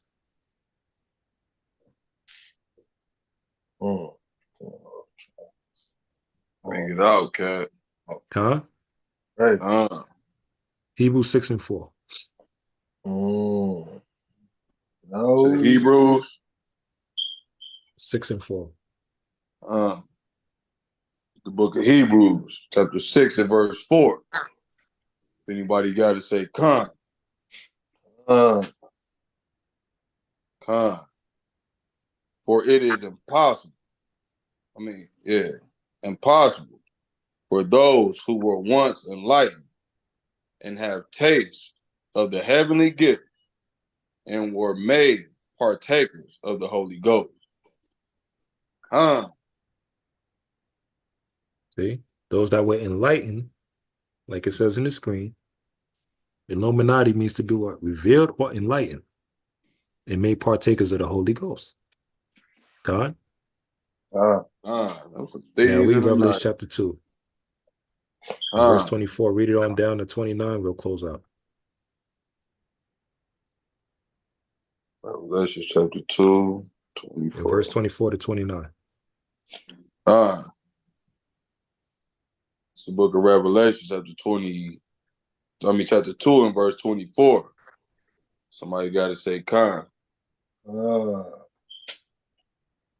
But unto you, Slakia, let me throw another jab. Start at verse 9. Read verse 9, 10, and 24. 9, 10, and 24. Good. I know thy works and tribulation and poverty, but thou art rich. And I know the blasphemy of them which say they are Jews and are not, and are the what? synagogue of Satan. Or the synagogue of Satan. Wicked. That's heat. That's heat. Jewish man. Blasphemy. Let's jump to verse 24. Verse 24. Verse 24. But unto you I say, and unto the rest of Thyatira, as many as have not this doctrine, and which have not known the depths of Satan. The depths of who? The depths of Satan. And look at the screen again. Satan trends online following death of Lord Jacob Rothschild. Shema Mashiach Yahushua. Depths of Satan. Read on. As they speak, I will put upon you none other burden. Read on. Verse 25. But that which, ye have already hold fast till I come. The Lord said, hold fast to these words, the scriptures, the commandments, the truth. Man, I'm waiting for you. God. The Lord is knocking down our enemies, man. He started from the top. He said, just be patient until I get here. Just hold on. I'm going to show you. Yo, Yahushua is not even here. And this man, Jacob Rothschild, dropped dead. Mashiach speaking heat, man. Speaking heat. Read on. Verse 26. And he that overcometh and keepeth my works unto the end, to him will I give power over the nations. This Yahushua is saying this. This is Yahushua saying this. The Lord is killing our enemies right before our eyes, man. Yeah. That's right. Crazy. God. The Lord is bringing it dusty, serpentine, dragon flapping, cracker jack, Russell Crowe looking snaggletooth devil right in front of our eyes. He breaking them.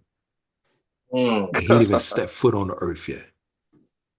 They knew it. They scared. They don't even want to see him come. They scared. Con. You thought Thanos was about to step. They said, keep my work into the end. I'm going to give you power over the nations, man. That's right. That's why you had Ishmael 4 years ago, 2-minute video. She's begging the Jews, the Israelites, the blacks and Hispanics in America to come back to Jerusalem so the wars could stop.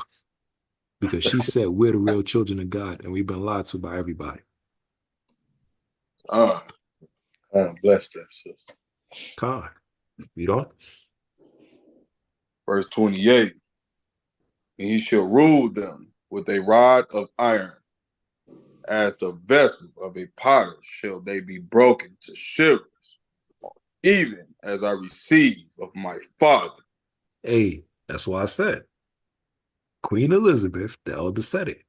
If the Lord killed Queen Elizabeth, the Lord will give her spiritual power to resurrect her dusty, dust buckety, crusty ass back from the life, and we're going to beat the brakes out of her and beat her to death and resurrect her again. Trying to die before this beating.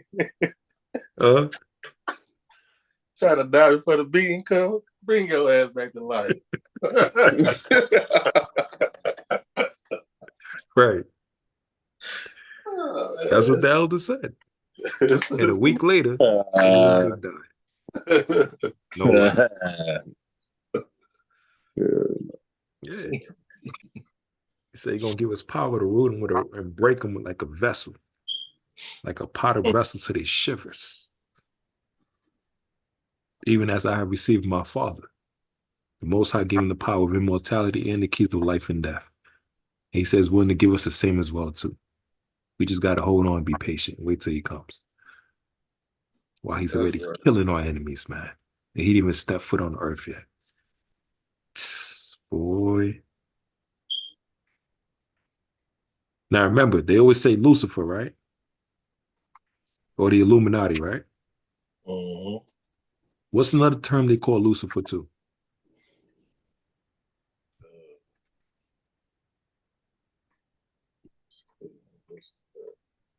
Say that one more time, Cap.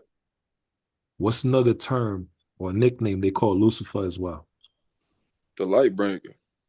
What else? The morning star. The what? Son of the morning. The morning star. Read that next verse, huh? God, verse 28. And I will give him the morning star. God. Read that verse again. And I will give him the morning star. You know what that is? That's immortal power. Ferocious power. In righteousness. Oh. The children of Israel really going to shine. Literally. That's why he said the bringer of the light or the light bringer. Because we're the actual light bringers. And our light is from who? The Most High, trickle on down to HOI, and then down unto us. We're literally the light bringers. So we're the actual Illuminati. That's fire, man. Read verse 29, man. Verse 29. He that has an ear, let him hear what the Spirit said unto the churches. See? But he's not talking about a physical ear. He's talking about a spiritual ear. Do you truly understand what he just said? Boy, Esau, finish. He finished, man. He finished. He done. I'm finished. I'm about to be up all night. Keep going out.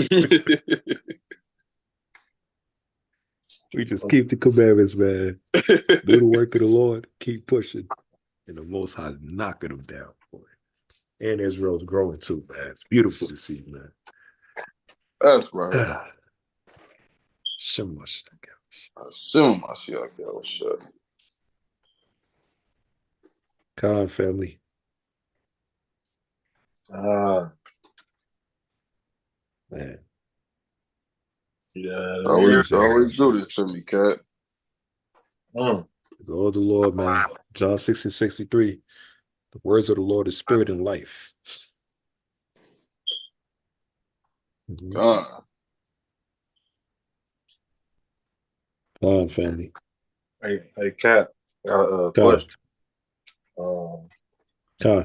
So these Edomites, they know the word, better than us. So what makes them think that they gon' what makes them think that they gonna really stop us though? If they know the Most High rules Satan and Satan ruling them, what makes them think they gonna really have a chance against us though? Romans chapter 9. God.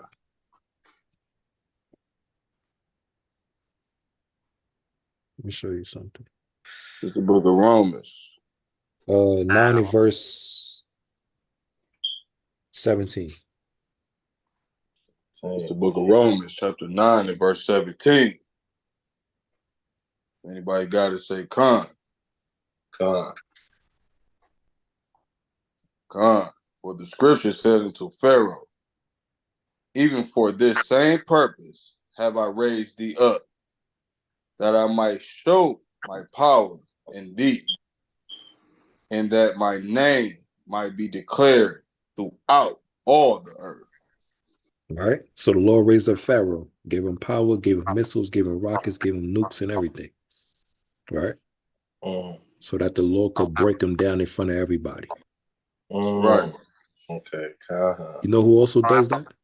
Esau. Esau. What does he do that in? Sports, entertainment, celebrities. He builds our people up as a superstar, and then he breaks them down. That's right. That's right. Plenty of brothers been broke down. Yep. But look what happened to Jonathan Majors. Perfect example. Built him up, put him in all these movies, all these TV shows. He was a great actor. The last show that he did was him as Kang the Conqueror in Marvel. He was basically the Most High in that show. Basically an immortal god that couldn't be stopped. Esau built him up as a god, and then he broke him down. Through what? A white woman and lies.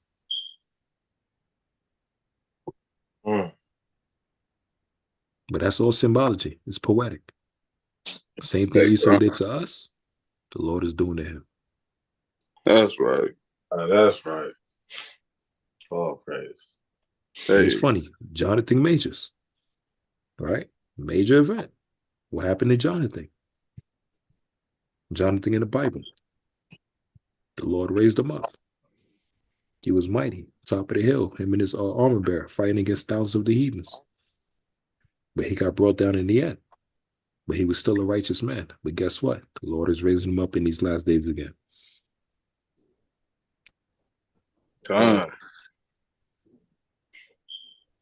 But what's the key in all of this? Read the next verse. God. Verse 18. Therefore, have he mercy on whom he will have mercy, in whom he will, he harden. Right. So the Lord's going to have mercy whoever he want to have mercy, and whom he want to harden and make them proud and puffed up, he going to do that as well too. All praise. So what he did to Pharaoh is what he's doing to Pharaoh again today. Who's Pharaoh representing, symbolizing? Esau today. America today. Good right there. So America is stuck in a trick bag.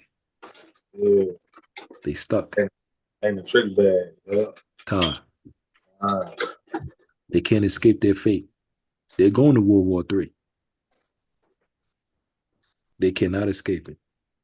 All the plagues the Lord about to bring to America, America gonna still be proud and puffed up, and the Lord gonna bring more plagues. Why? Because He's destroying their pride. Pride goes before destruction. And then they're gonna remember and realize there's a God of Israel, and He was watching all the wicked things you did to us, and you're gonna have to pay 1,000,000 times more. And we can't wait. Boy. So like verse Shem Mashiach 18. Yahushua. Got he in there twice. God. In whom he will he harden. Okay, Khan, I get it. You get it, right? God. Yeah.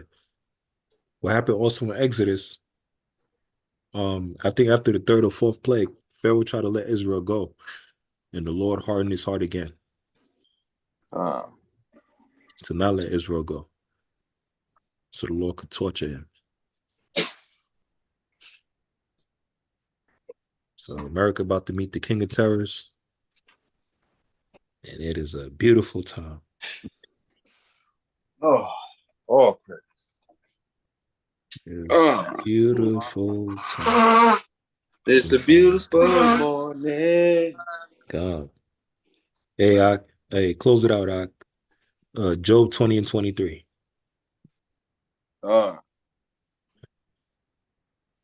It's the book Beautiful of Job, chapter 20 and verse 23.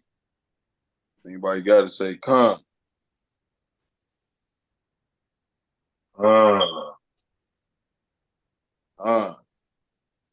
When he is about to fill his belly, God shall cast the fury of his wrath upon him and shall rain it upon The him. more money the while he Rothschilds is spent, the more problems. Why he think of this new world order gonna come to plan, and he could terrorize the people, he could drink blood and eat kids and cannibalism. When he's about to have his last meal of a little black girl leg and some chicken nigger fingers. Right? The Lord gonna put him to death. Hate niggas, but love niggas, man. God. If revenge is a dish, best served cold. That's right. Oh, praise. Shimmer Mashiach Yahushua. Praise his family. The iron sharpened the iron. Hope y'all was edified. Then all praises, man. Death and destruction to Esau, Amalek again. That's right. Any other questions before we close out with Lord's Prayer and the curse prayer on the heathens? I yield. That's right. Beautiful lesson, Cap. No praise to Yahweh Shemel Rashad, man. Mighty reading, King. All praise, King. All right. I'll give y'all these 30 seconds. And let's close it out with the Lord's Prayer and the curse upon the heathens. And Jacob Rothschild, Elizabeth, and Evelyn, and Henry, and Rockefeller, and more. So curse on these out. That's right.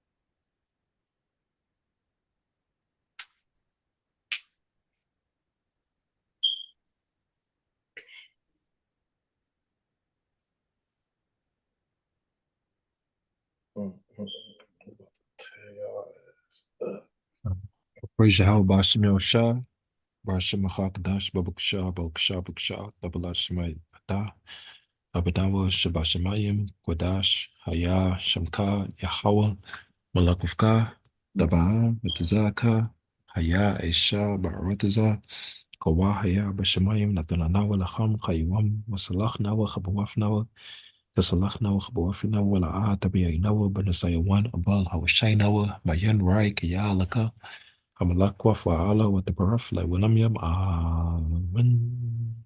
All praise Yahweh Hashem. We actually bless the nation of Israel to keep us safe and protected, to also strengthen us with knowledge, wisdom, and understanding, to keep the nation strong and increase us, Yahweh Hashem Yahushua, to be fruitful and multiply, and increase as well, Yahweh Hashem Yahushua, in your laws and righteousness. Amen.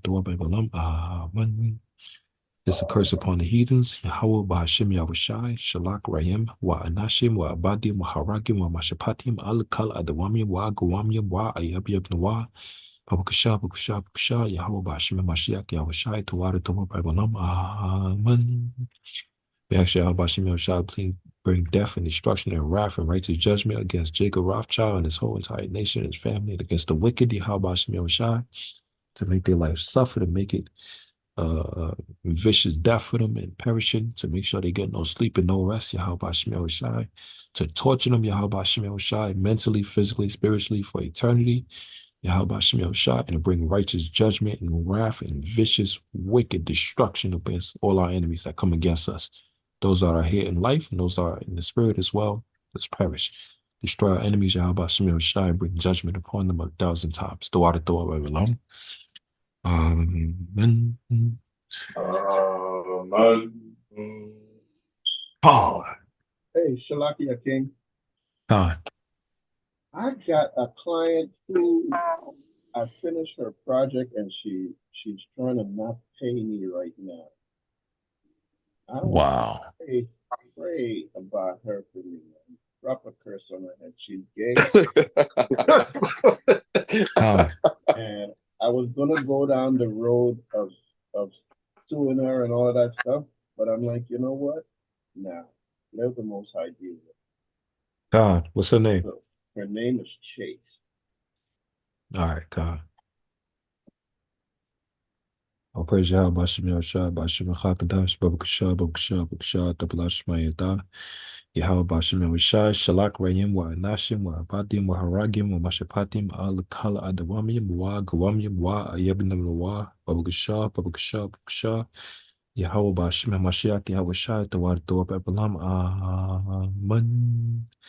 We come to Yahweh Bashim Yahushua to bring death and destruction, also a curse of righteous judgment against Chase, Yahweh Bashim Yahushua, to bring righteous judgment for my brother Shemaiah, and also for the nation of Israel and any trials and tribulations that we go through. Babakasha, Babakasha, Babakasha, the water, Amen.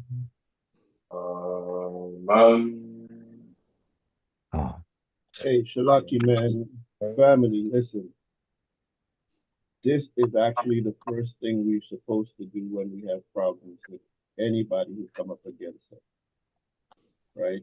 Especially the wicked, right? We pray about it. I mean, your people who is righteous, you don't put curses on them, right?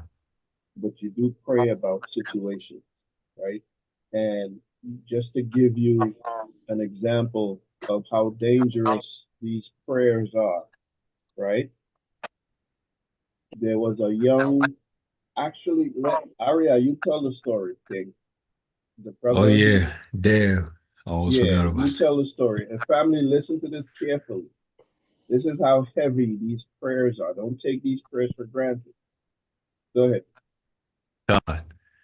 Yeah, so basically, I think it was like 2 years ago. No, 2.5 years ago. Right, I was speaking with the kids and everything.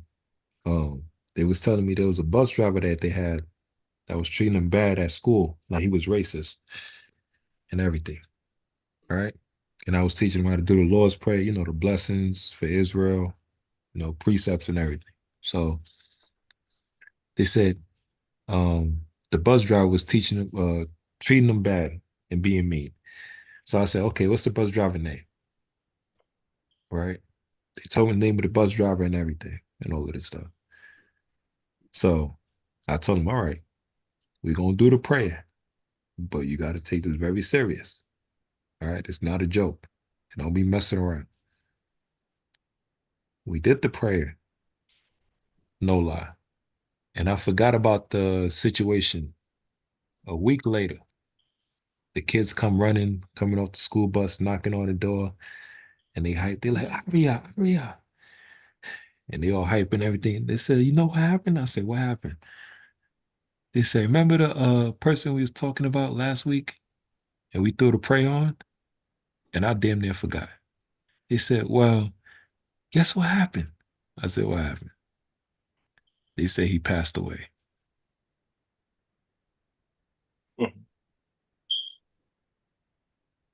I said, "How?" They said he caught a heart attack. I said, "All praise Yahweh Shem Yahushua."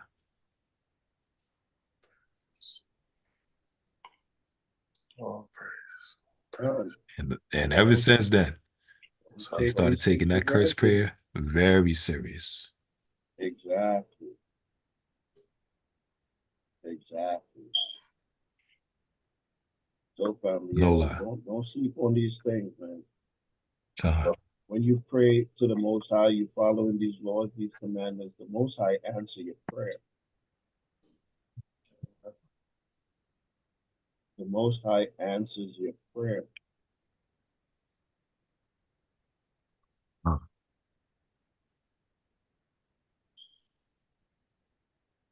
Yeah, okay. It's real. I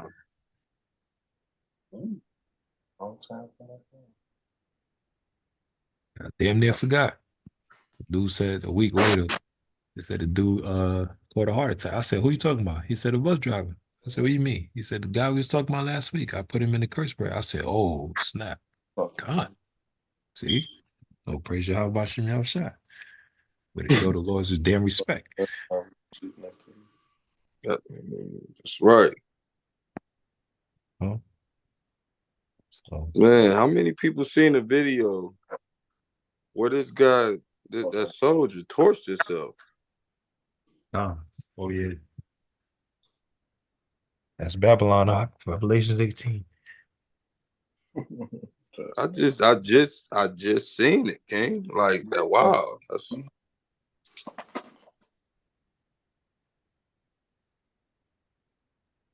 What is happening, people? So we keep our eyes focused on the works of the Lord, keep the commandments, pray, fast. You know? my shit not working. All praise. Yeah. He getting revenge on these damn heathens. Let's be doing our part. When them heathens give you trouble on the job, wherever, come into the class. We gonna call their name before God. We ain't playing no more. You know, we grew up in Christianity where we think, oh, we gotta forgive all of these people. These are not our neighbors. So we ain't playing old school no more. We going based on the Bible. Instructions on all your enemies, not some of them.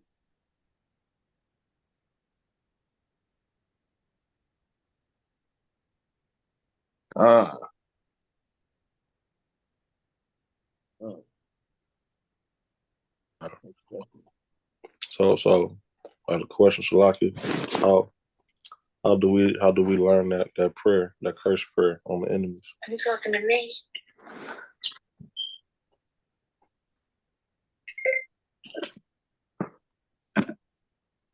What you second?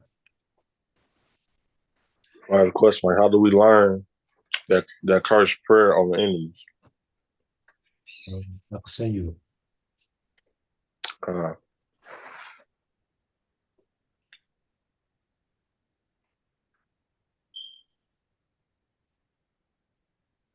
Yeah, I'll send you.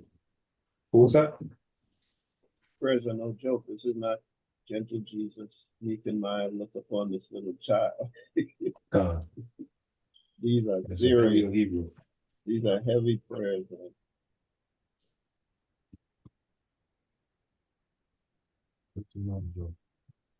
Lord, I pray peace for everybody, and I wish everybody the best. No, these are serious prayers.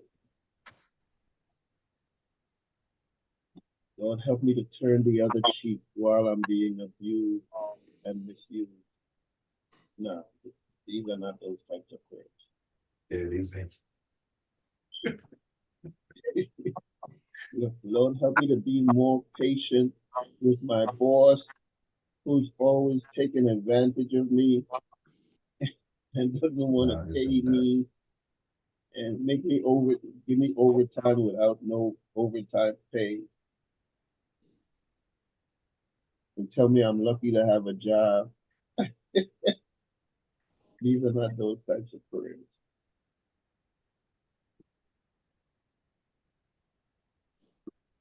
It's the real deal, man. So, the weapons of the Lord. Tells us the weapons of our warfare are not carnal, Not but carnal, but mighty spiritual. through God, Mighty. pulling down strongholds. We ain't playing. Hold Jacob Rothschild to the pits of hell. We ain't playing with these devils.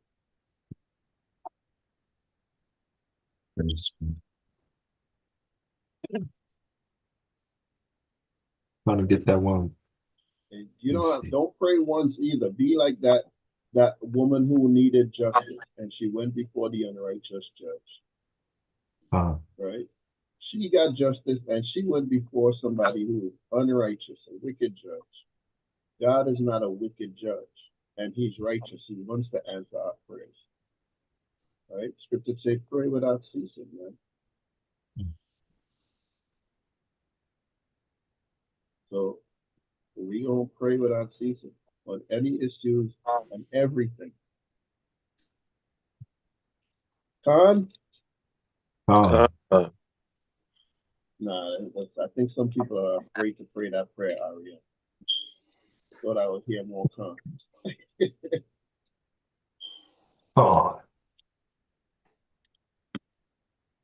We're gonna pray just like David. David wasn't playing with his enemies, man.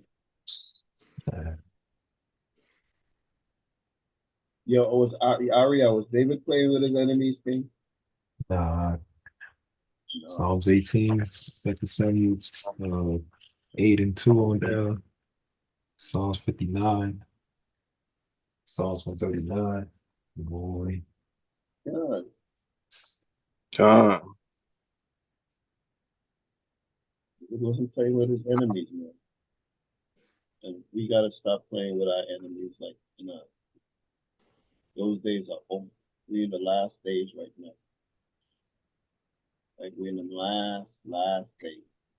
David says, do not I hate them, O Lord, that hate thee?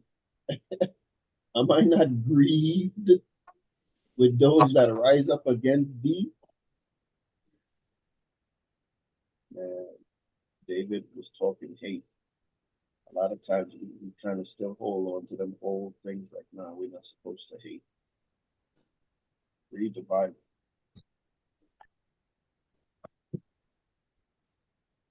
David hated the enemies of God, which are our enemies. So we're going to pray heavy and hard, family. Con? All praises. All praises. Okay, family. That's it, I guess. Keep praying, man. Aria, where you going to post the first prayers? Yeah, I was gonna send on my Facebook. Are you friends on Facebook with Aria King?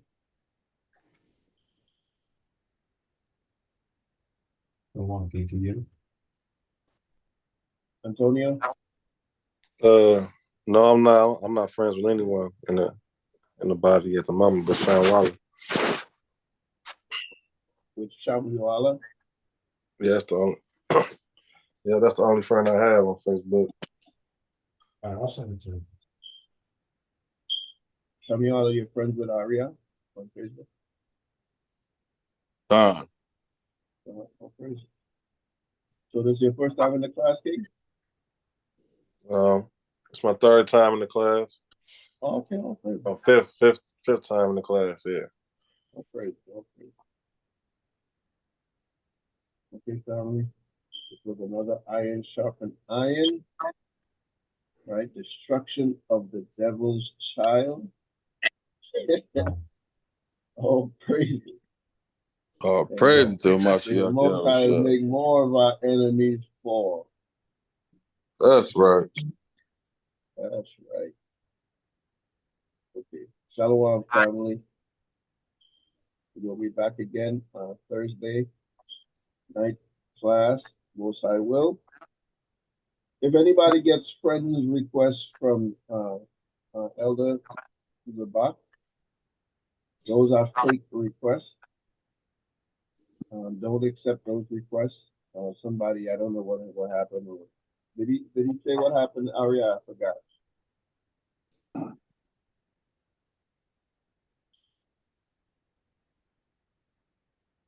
AHRAYAH, you there?